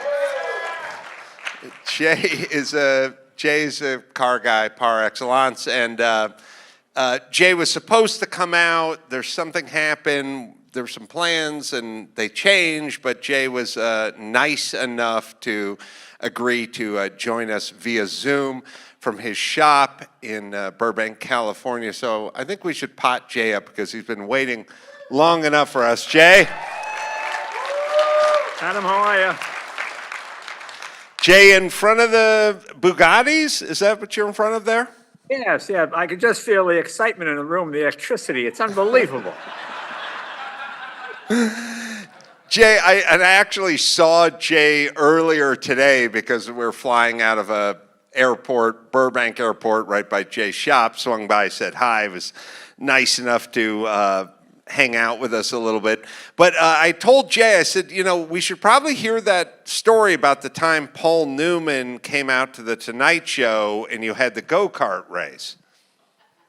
Right, right. Well, he really is a racer. There are a lot of show business people that are not really that level racer. I mean, he's a Le Mans competitor. I mean, he's Sebring, all of those. And anyway, we had these electric golf carts. And at the time, NBC has got like 30 sound stages, which means you have hallways that are 30 to 40 feet wide, and they run for a good quarter mile, some as long as a half a mile. So it's almost like a racetrack. So we set up a track with these electric go-karts. So I figured, well, I'm going to practice all day. So I'm in the electric cart and I'm sliding around and everything. I'm practicing. Like, at least I'm going to be able to keep up with Paul, So Paul Newman shows up. I think he was 80 at the time, something like that. And we start racing, and you can see in his eyes, he's got like murder in his eyes. It's just, he's just going to kill me on this track. And he just killed me. I mean, he cut every apex perfectly. It's like he went home and studied this. I mean, it was hilarious. He was really fast. He was really funny. And it's just the difference between athletes and regular people. A lot of people, you don't think of a race car driver as an athlete, but really they are. They have to be highly trained. They got a lot of stress. The average F1 racer has more G-forces forced upon them than even the Apollo astronauts or guys going into space. It's very physically demanding. And I realized I was not that guy. And I was like 55 at the time, and Paul was like 80 something. It just killed me. Just wiped me off the track. Hilarious. Very, very funny.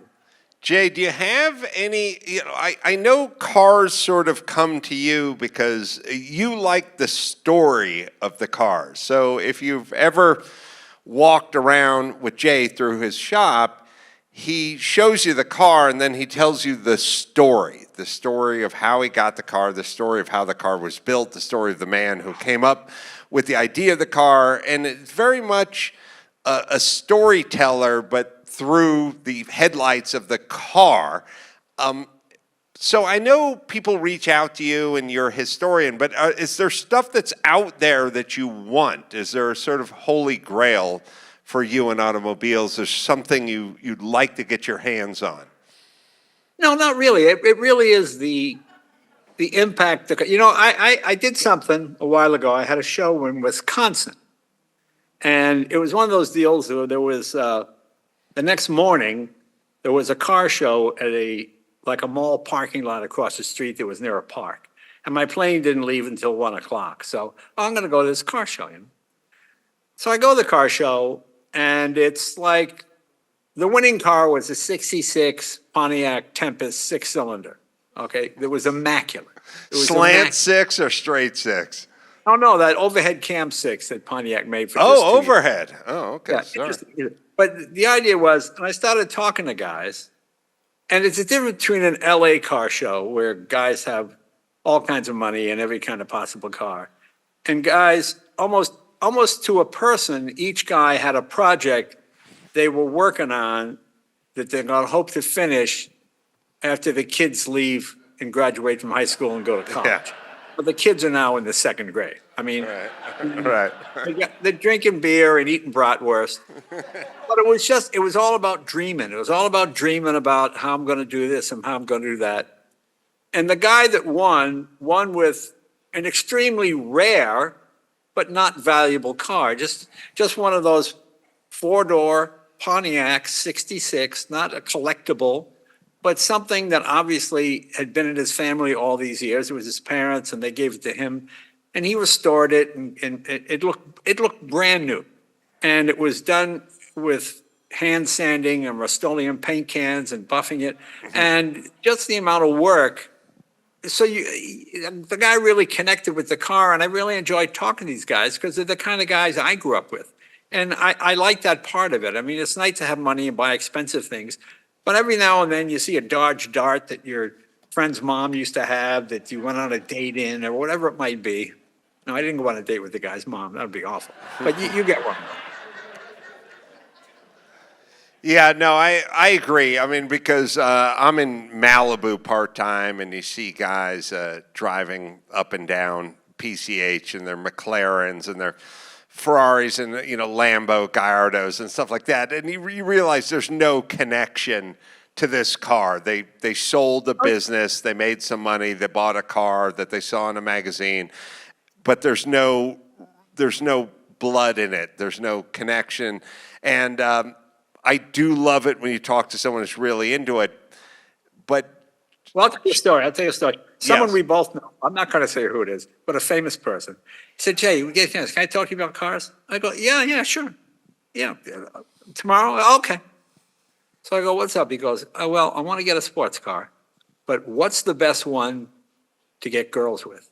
And I said, well, I just got one girl, and I had her like 40 years now. So I don't really know what the latest car is. In my case, it was a 55 Buick Roadmaster. But he goes, no, but you really, is a Corvette better? Is a Ferrari better? To get girls? I go, I don't know. I don't get girls in cars. I got the same girl. I'm fine. And it was the most ridiculous conversation because he didn't know anything about cars and couldn't care. He just wanted to know which car got the most girls. I go, it doesn't work that way. So that's the difference between LA and Wisconsin. And that is the only difference between LA and Wisconsin. Exactly. So, Jay lives and breathes it because I was coming to the airport at noon in Burbank today, and I had a friend, and he said, maybe we could say hi to Jay. And I said, I know Jay's at his shop. I'll just call Jay at 11 o'clock on any random Saturday, and Jay will be at his shop. And I called Jay, and Jay randomly was at his shop at 11 o'clock on a Saturday. So, I mean, that is just where you are when you're not in Wisconsin critiquing Pontiacs, right? You pretty much, if you're in LA and you're not working, you're at your shop, and if you are working, you may be at your shop as well, correct? Yes, that's fair to say. And what is your question? When he's not busting balls, he's at his shop. You're on a permission to treat as a hostile witness? I find it fascinating. The thing, I've brought it up more than once with you, Jay, but it's implausible and insane to me that you have all these in the cars. Everyone talks about the cars, but the motorcycles, people. I looked at 30,000 motorcycles at his shop today. It's crazy. Your motorcycle collection is quietly unparalleled. I would say, Jay. In a sense, everyone talks cars, but I think. Can you talk about the motorcycles for a minute? What do you want to know? I mean, I like motorcycles. I like the fact that I got into motorcycles because you could park 6 or 7 motorcycles in the space where you had one car. That's why I kind of got started, because when I just had a house with a 2-car garage, I could get 8 motorcycles in here and park my wife's car out in the street. You should know that when I saw Jay earlier today, and I said, well, when I work construction, so I should tell people how I met Jay. Some people know the story, but many years ago, it was probably about 85, 86. I don't know when you were up in that house in the hills. Yeah, that's about right. Well, 80 to 86, yeah. 80 to 86. So, okay, I get a job. I'm working construction. I'm making $8 an hour, and we're remodeling a house on a windy street in the Hollywood Hills, and I'm out there busting up stucco and slinging stucco, and I'm on scaffolding all day. And I look across the street because they're very narrow streets, and you can see right into the other house. And I get to the job at 7 a.m., and I'm working all day.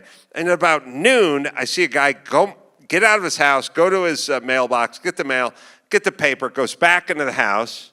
Jay, if I'm screwing up the timeline, you tell me. But he gets the newspaper, heads back into the house. And then I'm sitting there going, God, this guy's got a great schedule. He's not going to work. He doesn't have to be anywhere. Then at about 2 in the afternoon, he goes out to his garage. This is a modest house in the Hollywood Hills, probably only $3.7 million. And he's putzing around on his motorcycles all afternoon. So I think, who is this guy? What kind of schedules does this guy have? I want this schedule. I've been here since 7. I got stucco all over me. So when I knock off at 3:30, I go across the street and I walk over and I go to the guy's garage and I go, hey, what's going on with your schedule? And then I go, oh, it's Jay Leno. And you weren't a household name at the time. You'd probably done Letterman a couple times. It's before the Tonight Show. And he's like, he was surprised I recognized him. And I was like, I've seen you on TV. And he's like, yeah. And I thought, oh, this is the greatest schedule ever because you putz around with your motorcycles all day. And then at night you go out and do a 20-minute set. And then you come back home again and you putz around with your motorcycles. And I was so impressed. And right then and there, I said, Jay, I want to do comedy. Whatever the schedule is, I want in on this schedule. I'm tired of my schedule. And he helped me. He was generous. He was magnanimous. He told me to go to the Deli Smoker in Studio City and do stand-up, open mics, and make a cassette and everything. But that's when I first met Jay. But today, I said, Jay, I remember going back up to that house up in the hills that you rented. And he said, I didn't rent it. I owned it. I don't rent. I own. And I thought, good policy, Jay. Do you remember Boris, the guy across the... How Hollywood is this? My wife and I moved into that house, and we see a guy across the street. And I go, well, we're the new neighbors. Let's go introduce ourselves. So I well, let's bring something. So we go down and we buy a cake. Okay.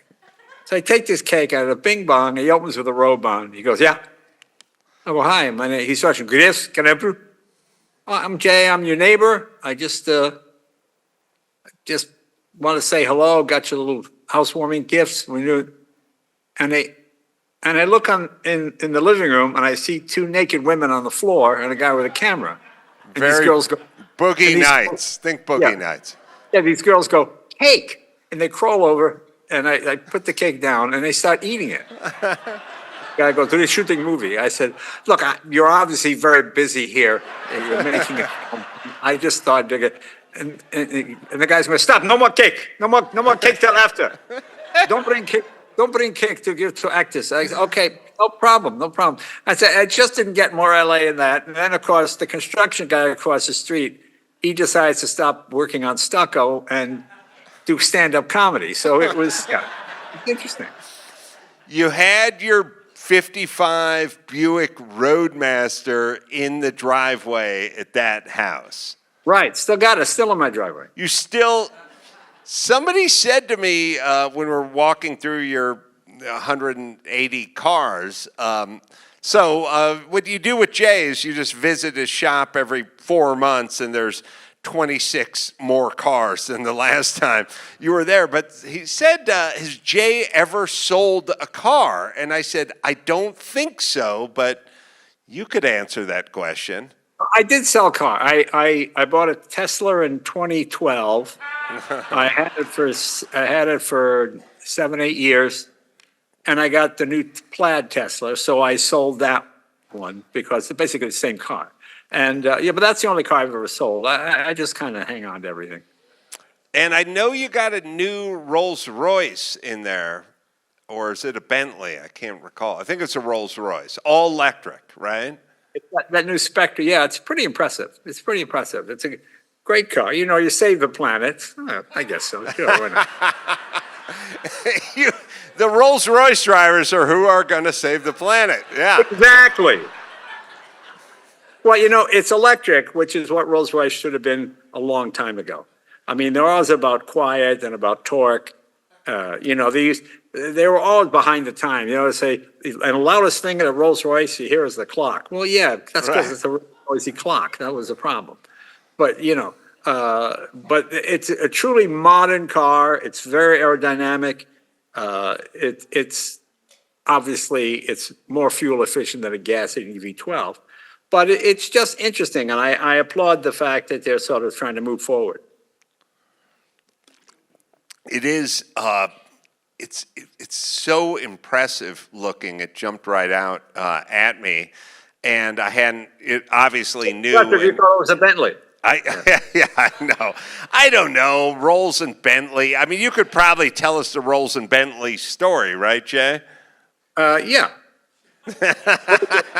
Bentley went bankrupt in 1931. Rolls bought him out. W.O. Bentley worked for Rolls, got fed up, went to work for Lagonda, designed the V12. A bunch of Le Mans cars, went to work for Aston Martin. But Rolls-Royce kept, Bentley was just a cheaper version of a Rolls-Royce with a different grille for many years. And then Volkswagen got Bentley and BMW got Rolls-Royce, and the Germans are building the way they should have been built. I told you he could answer the Rolls-Bentley conundrum. Last but not least, Jay, because I know you're hanging out late and you got a set at Flappers tonight. It's an inside joke. Jay's not playing Flappers tonight. It's a comedy club in Burbank. Last but not least, so yes. I was walking through your shop today. I saw the tank car. It's got a tank engine in it. It's everything. It's all there. You guys will never be invited, but it's amazing. But no, and Jay's very magnanimous. Every single time I've showed up at Jay's shop, he's giving a tour to some group of normal people, which I think is impressive, Jay. And so 2 questions. One is, Yes.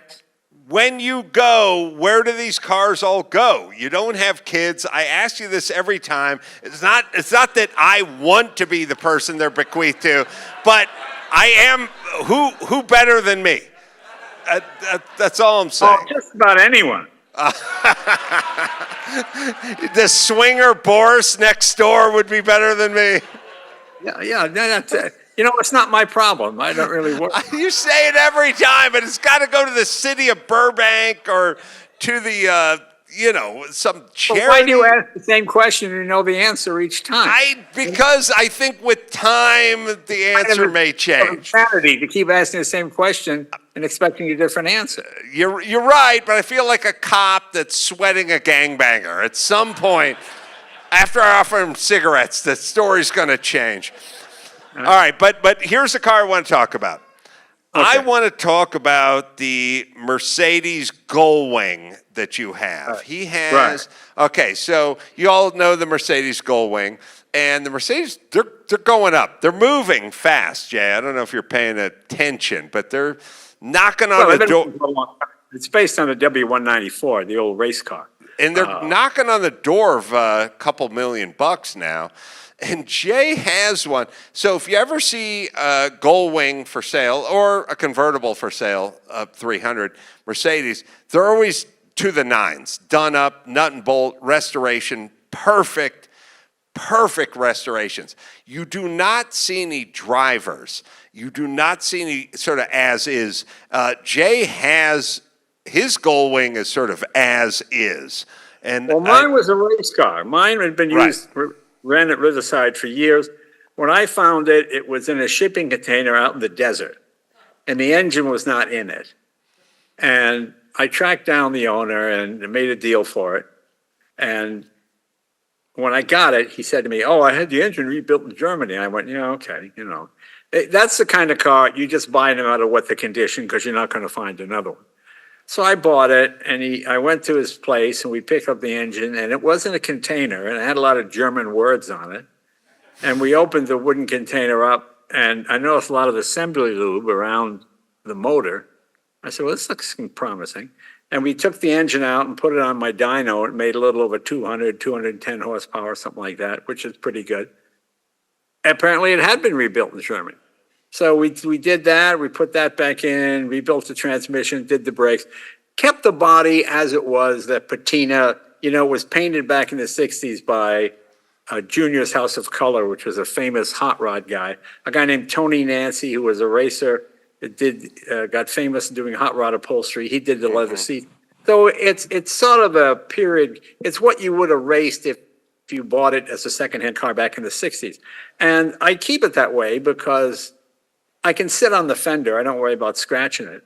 And it's not going to run any better because the brakes, the engine, the transmission, they've all been redone. So it runs like new and it's quite fast. It just doesn't look fancy. You know, I don't drive around with fitted luggage and all that kind of stuff.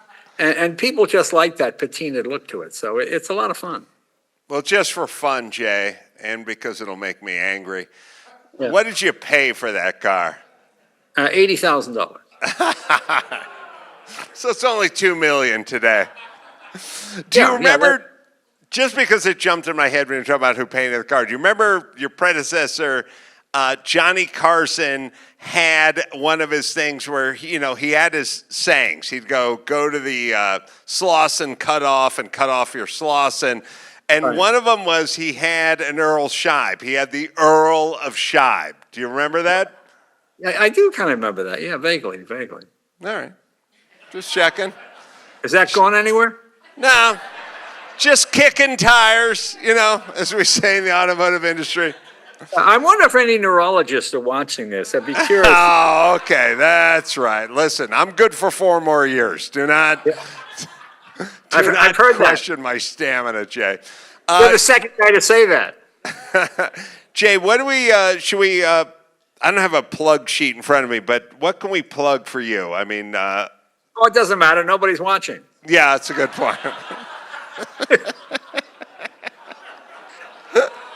Yeah, I don't think the. Oh, it's so sad. All right, Jay Leno, everybody. Thank you. Thanks for having me on, Adam. I appreciate it. And the Reno Museum is great. It's a lot of fun. I've been there a bunch of times, and they've got some great cars, and there's a lot of history in that area. Bill Harrow was one of the original car collectors. He saved so many cars that would have gone to the scrapyard or been junked that are now valuable automobiles. So I'm very grateful to them.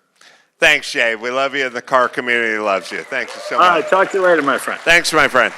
Bye-bye. All right, the great Jay Leno. Always down. Always busting my chops. Jesus Christ. You know his big cars. You know the car he loves the most. He has a Senna. No, sorry. He has a F1 McLaren, right? You guys know? 93. Got the 3-seater, the middle seat. So like I sit in the middle, and then my girlfriend sits on the right and the left. You know how that works? You guys know that car story? It's a 93 McLaren F1. Jay paid $800,000 for it, sticker, out of the factory, brand new, 93. So that's, 1993, $800,000. That gets you a decent house, right? But that's what it was. I was with him 6 hours ago at a shop. Turned down $20 million. Ford turned it down. One sold for 24. So that was a good factory, buy. For those of you who bought a new K car, not quite the return on investment, but a lot of pride, a lot of American pride. Don't hang your head. O'Reilly Auto Parts. O'Reilly Auto Parts. They're in the business of keeping your car on the road. They offer friendly, helpful service and the parts, knowledge, and everything else you need to maintain and repair your vehicle. They've got thousands of parts and accessories in stock, either in store or online. You never have to worry if you're in a jam. They got your part. The team at O'Reilly Auto Parts can test your battery for free in or out of your car. It's nice not to have to yank that thing. If it needs to be replaced, they'll help you find the right battery for your vehicle. Need your windshield wipers replaced, brake light fixed, or quick service? They'll help you find the right parts or point you in the nearest local repair shop so you can have the pros do it. Whether you're a car aficionado or an auto novice, you'll find the employees at O'Reilly Auto Parts are knowledgeable, helpful, and all friendly. The professional parts people at O'Reilly Auto Parts are your one-stop shop for all things auto, do-it-yourself. And you can find out what you need in-store or online. Stop by O'Reilly Auto Parts today, or you can give them a visit, O'ReillyAuto.com/Adam. That's O'ReillyAuto.com/Adam. All right. Should we bring Nell Newman up here and James Cox as well? Hello. So Nell's Paul's daughter, and Nell also an environmentalist, biologist, entrepreneur, basically, and car owner, and sort of picked up and ran with Newman's Own and all that, right? I did. And I know how you feel about wishing that Jay Leno would give you his cars, because Yeah. I felt the same way about my dad. I know you'd like to get your filthy paws on all my cars, right? When I say paws, P-A. Paw. Those were paws cars. Thank you. And so James is up here because he was the guy that sold the Daytona Newman watch for $18 million, and it's the craziest story ever. And it gets crazier. It's a crazy story. But so we'll get into that in a moment. But Nell, I feel like you've been in my orbit for a little while, and so when did the food stuff come around? The Newman's Own stuff come around for you? Oh, for me, I started Newman's Own Organics in 1993. Had a harebrained idea to do. Had a harebrained, there we go. Had a harebrained idea to do a line of organic food products. And Dad thought it was a good idea. And we, of course, picked pretzels because that was his favorite snack food. Oh, pretzels. So as I know it from doing the doc, but you can feel free to coach me up on this. They'd go down and race on the weekends, and they'd bring the circus would come to town, the 18-wheelers with the cars and all the spares and all the tires and all the mechanics would all sort of roll in, and then the Winnebago would come in, and they'd have to set up. Because if you guys have not been to like Road Atlanta's not in Atlanta. No. It's way outside of Atlanta. It's very rural. And there's really no Holiday Inns, and there's no infrastructure, especially back then. And so you'd have to come into the track and set up for, qualifying, practice on Thursdays, practice on Fridays, qualifying, Friday, race on Saturday, Sunday. It's a whole long weekend, and you'd be bivouacked there the whole time. So everyone, mechanics and team owners and everyone else would be sort of hanging out, other drivers, and it was a community. And they used to say Paul would barbecue, he'd cook burgers for everyone. He'd get 23% fat hamburger. That's what they said. They're the best. And he'd be cooking and making a salad dressing, right? Yep. That was basically, everybody took turns cooking, but Dad made his own salad dressing and grilled burgers, and at one point there was a place you could eat across the street, I think, but there wasn't a lot of availability of food. So at some point, Paul said to Bob Sharp in Danbury, Connecticut, of Newman Sharp. So if you see the cars, they'll say Newman Sharp on them. So he said to Bob Sharp, like, hey, I think I'd like to make my own salad dressing and maybe give the money away to charity. And so Bob knew Ken of Ken's salad dressing. And if I screw any of this up, jump in. No, you're hitting it on the head. So Bob said, I could set you up with Ken's of Ken's Steakhouse and Ken's salad dressing. You guys know the name. And he said, so Paul said, well, I want this tall, long neck sort of flute with a cork in it and something a little artsy-fartsy. And Ken said, look, we got 3 bottles. We're not retooling our bottle line for your bottle. So you pick one. And so if you think about Paul Newman's Own salad dressing, and you picture Ken's salad dressing bottle, you'll sort of see the same bottle because that's who he was set up with.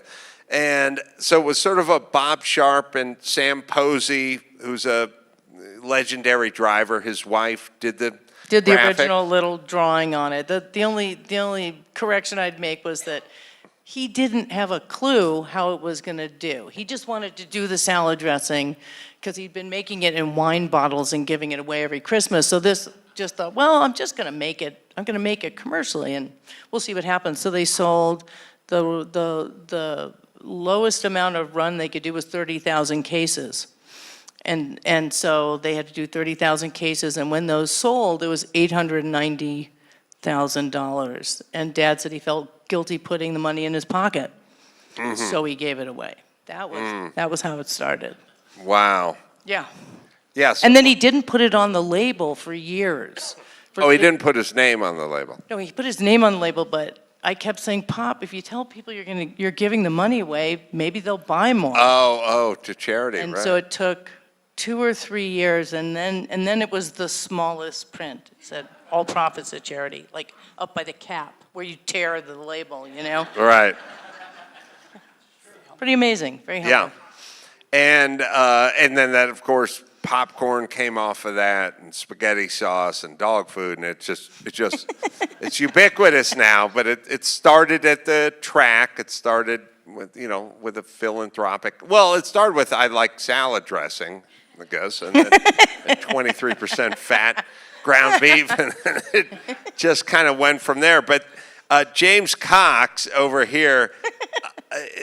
That story, I mean, Newman aside, is one of the most fascinating stories ever, the whole watch story. So could you tell the audience the watch story? Well, starting from the beginning, I met Nell in college, and I was standing there, first day in college, just a young punk. Where in college?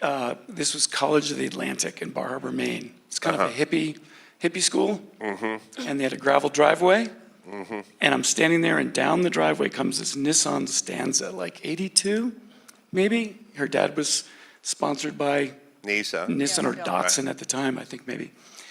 And this Stanza comes down the driveway, hits the U-brake, spins around. This girl gets out. She's got this short haircut. She looks like David Bowie, kind of. She's got a six-pack of St. Pauli girl. She marches past me and looks at me like, "What are you looking at?" And I was like, wow, that girl is hot. And she was using a different name at school. She wasn't going by Nell Newman. She was trying to go under the radar. What was I going under? Michelle Newman. It was like Nell Potts. Smart. Nell Potts. And I was like, man, the car, the beer, the cute David Bowie haircut. Right. I was like, I gotta, so I spent months chasing her around the campus. And then we ended up dating for about 10 years. And rebuilding the treehouse. Yeah.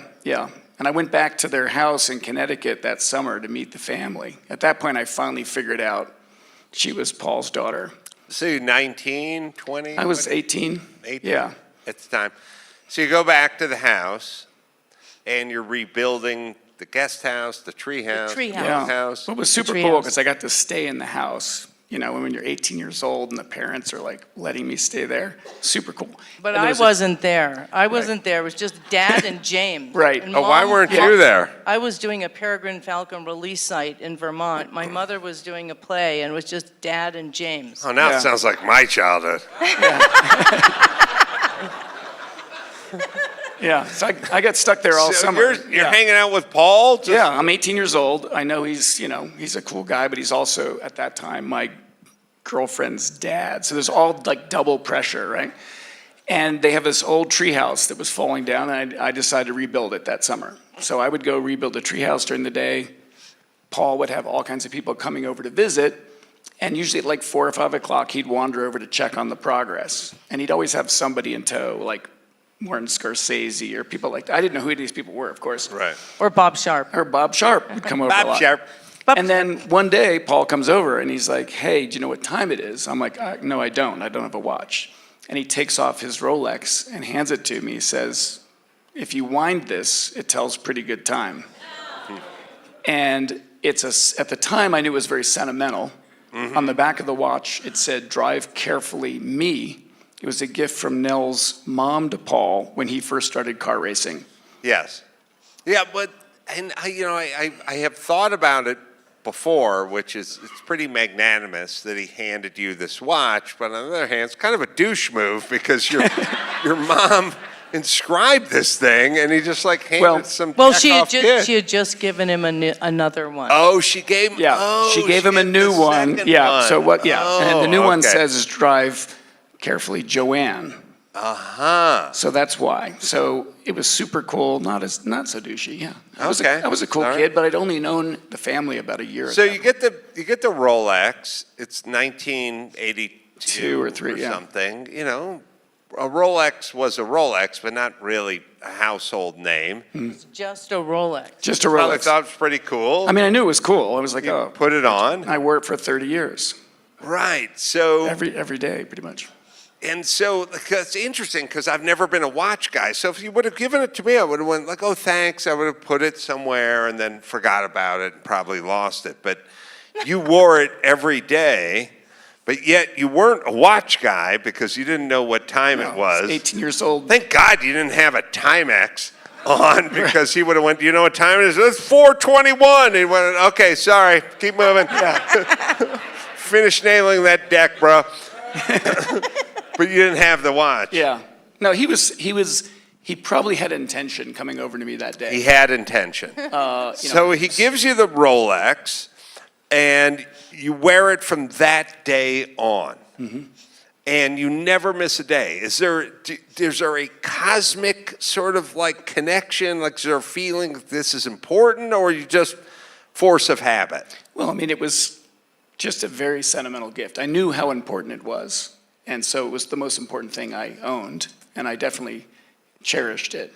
But And I heard tale that you found a second Rolex.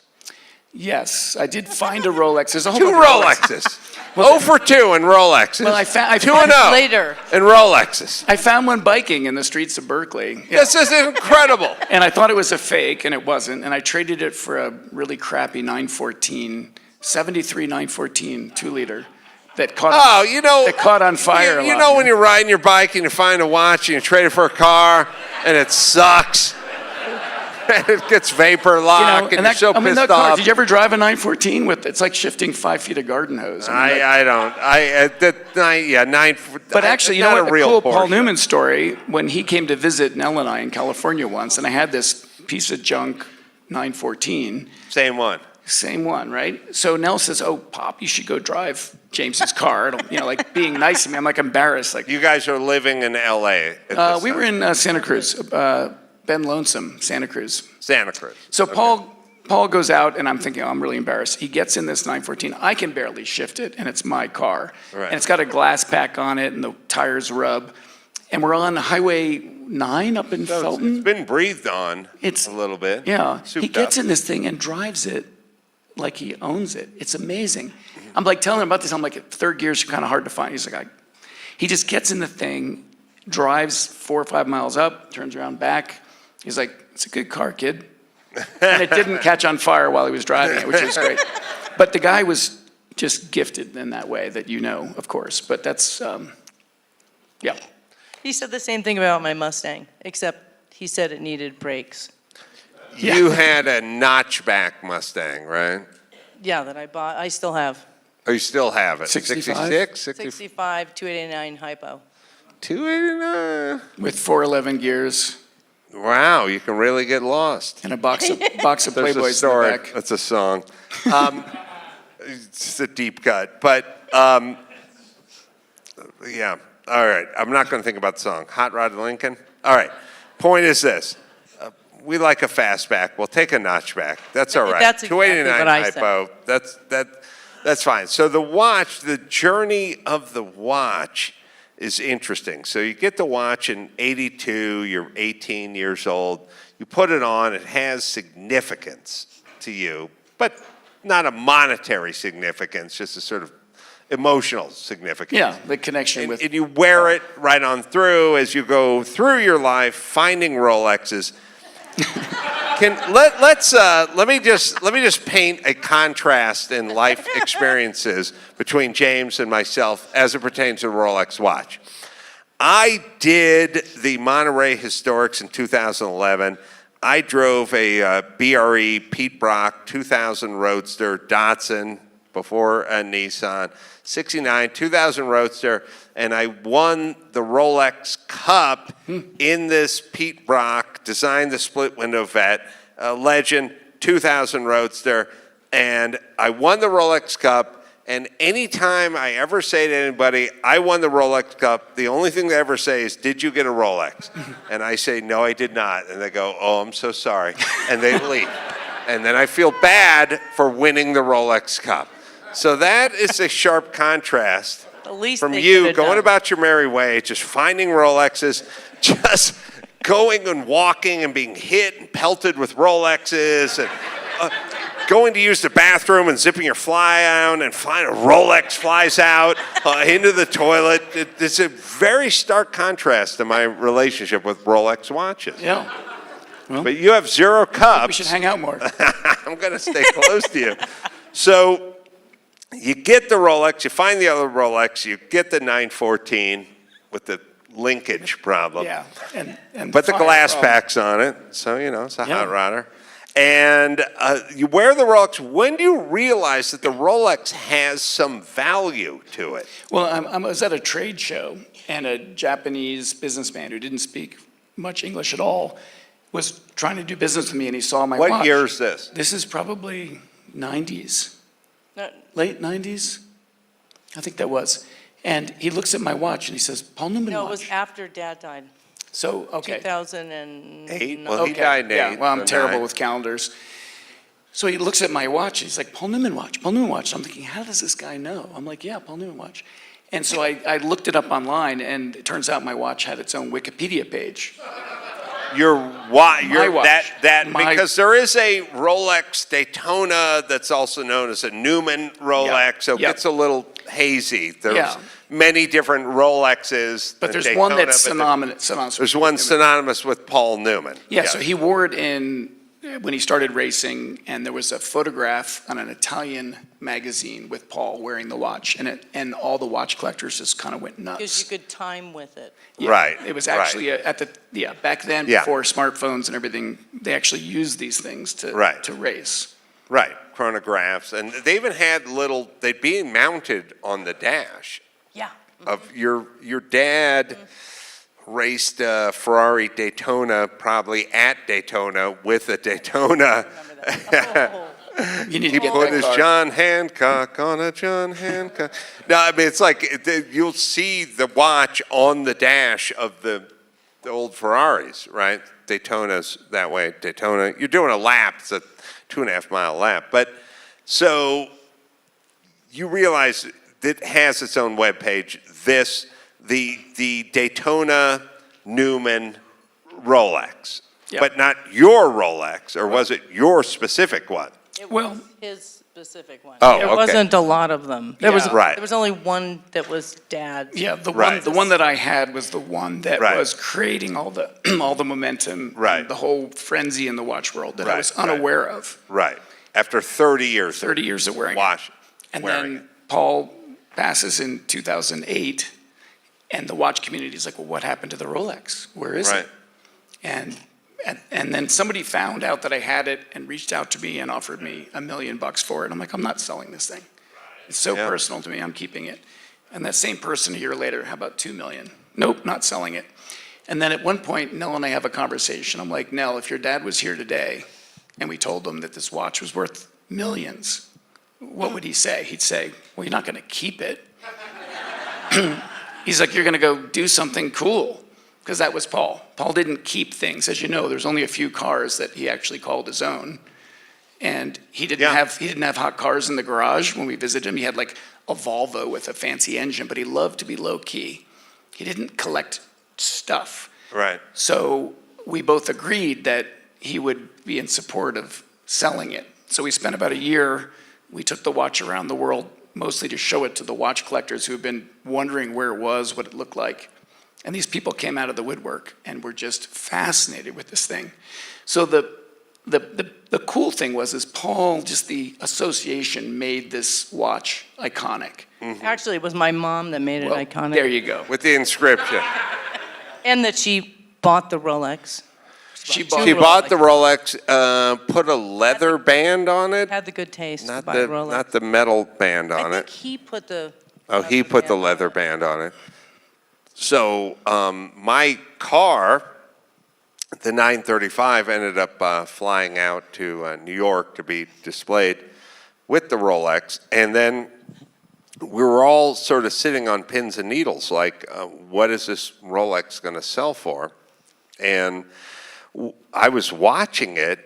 I think when the auction went live, was that 2017? 17. October. And it was a crazy auction because auctions normally sort of work incrementally. If it's a Ferrari GTO and they think the car's worth $40 million, they'll start at $10 million because they're not going to start with who's got $22,000. It's going to take a while.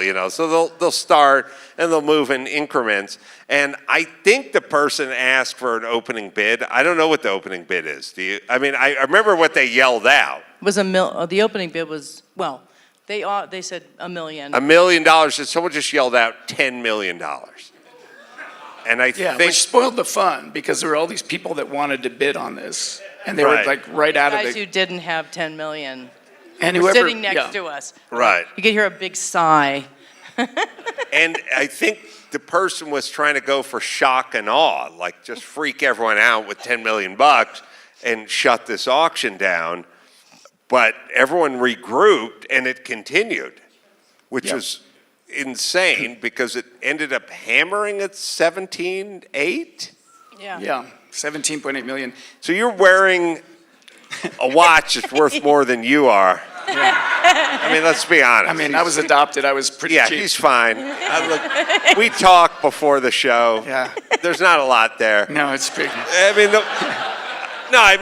look, God bless you, but the watch, that's... I was just a vessel He's a vessel. to steward the watch. The watch. That was my first job. off, I would have had 1,000 stories about taking the watch off drunk and throwing it at somebody I was angry at or something. Like, was there any close calls with the watch where you didn't find the watch or your roommate I went borrowed swimming with it, which I wasn't supposed to do. Swimming with the watch. My house was broken into in California, and everything was stolen except the watch. Everything. I would love to find that thief. It was in my sock drawer. He'd be like, you got a VHS yeah. set? Yeah. Uh-huh. He got like a fancy Blu-ray. Yeah. That's interesting. And what'd you fence that for? Oh, $49. That's interesting. Yeah. Okay, well, let me tell you what you missed. Yeah. That'd be the greatest story. I mean, what did they steal beside the watch? Stereo, and I think I didn't have a TV. Did it have an 8-track? No, it was a little more advanced. There was a CD player. CD! But they missed the watch. Maybe a turntable.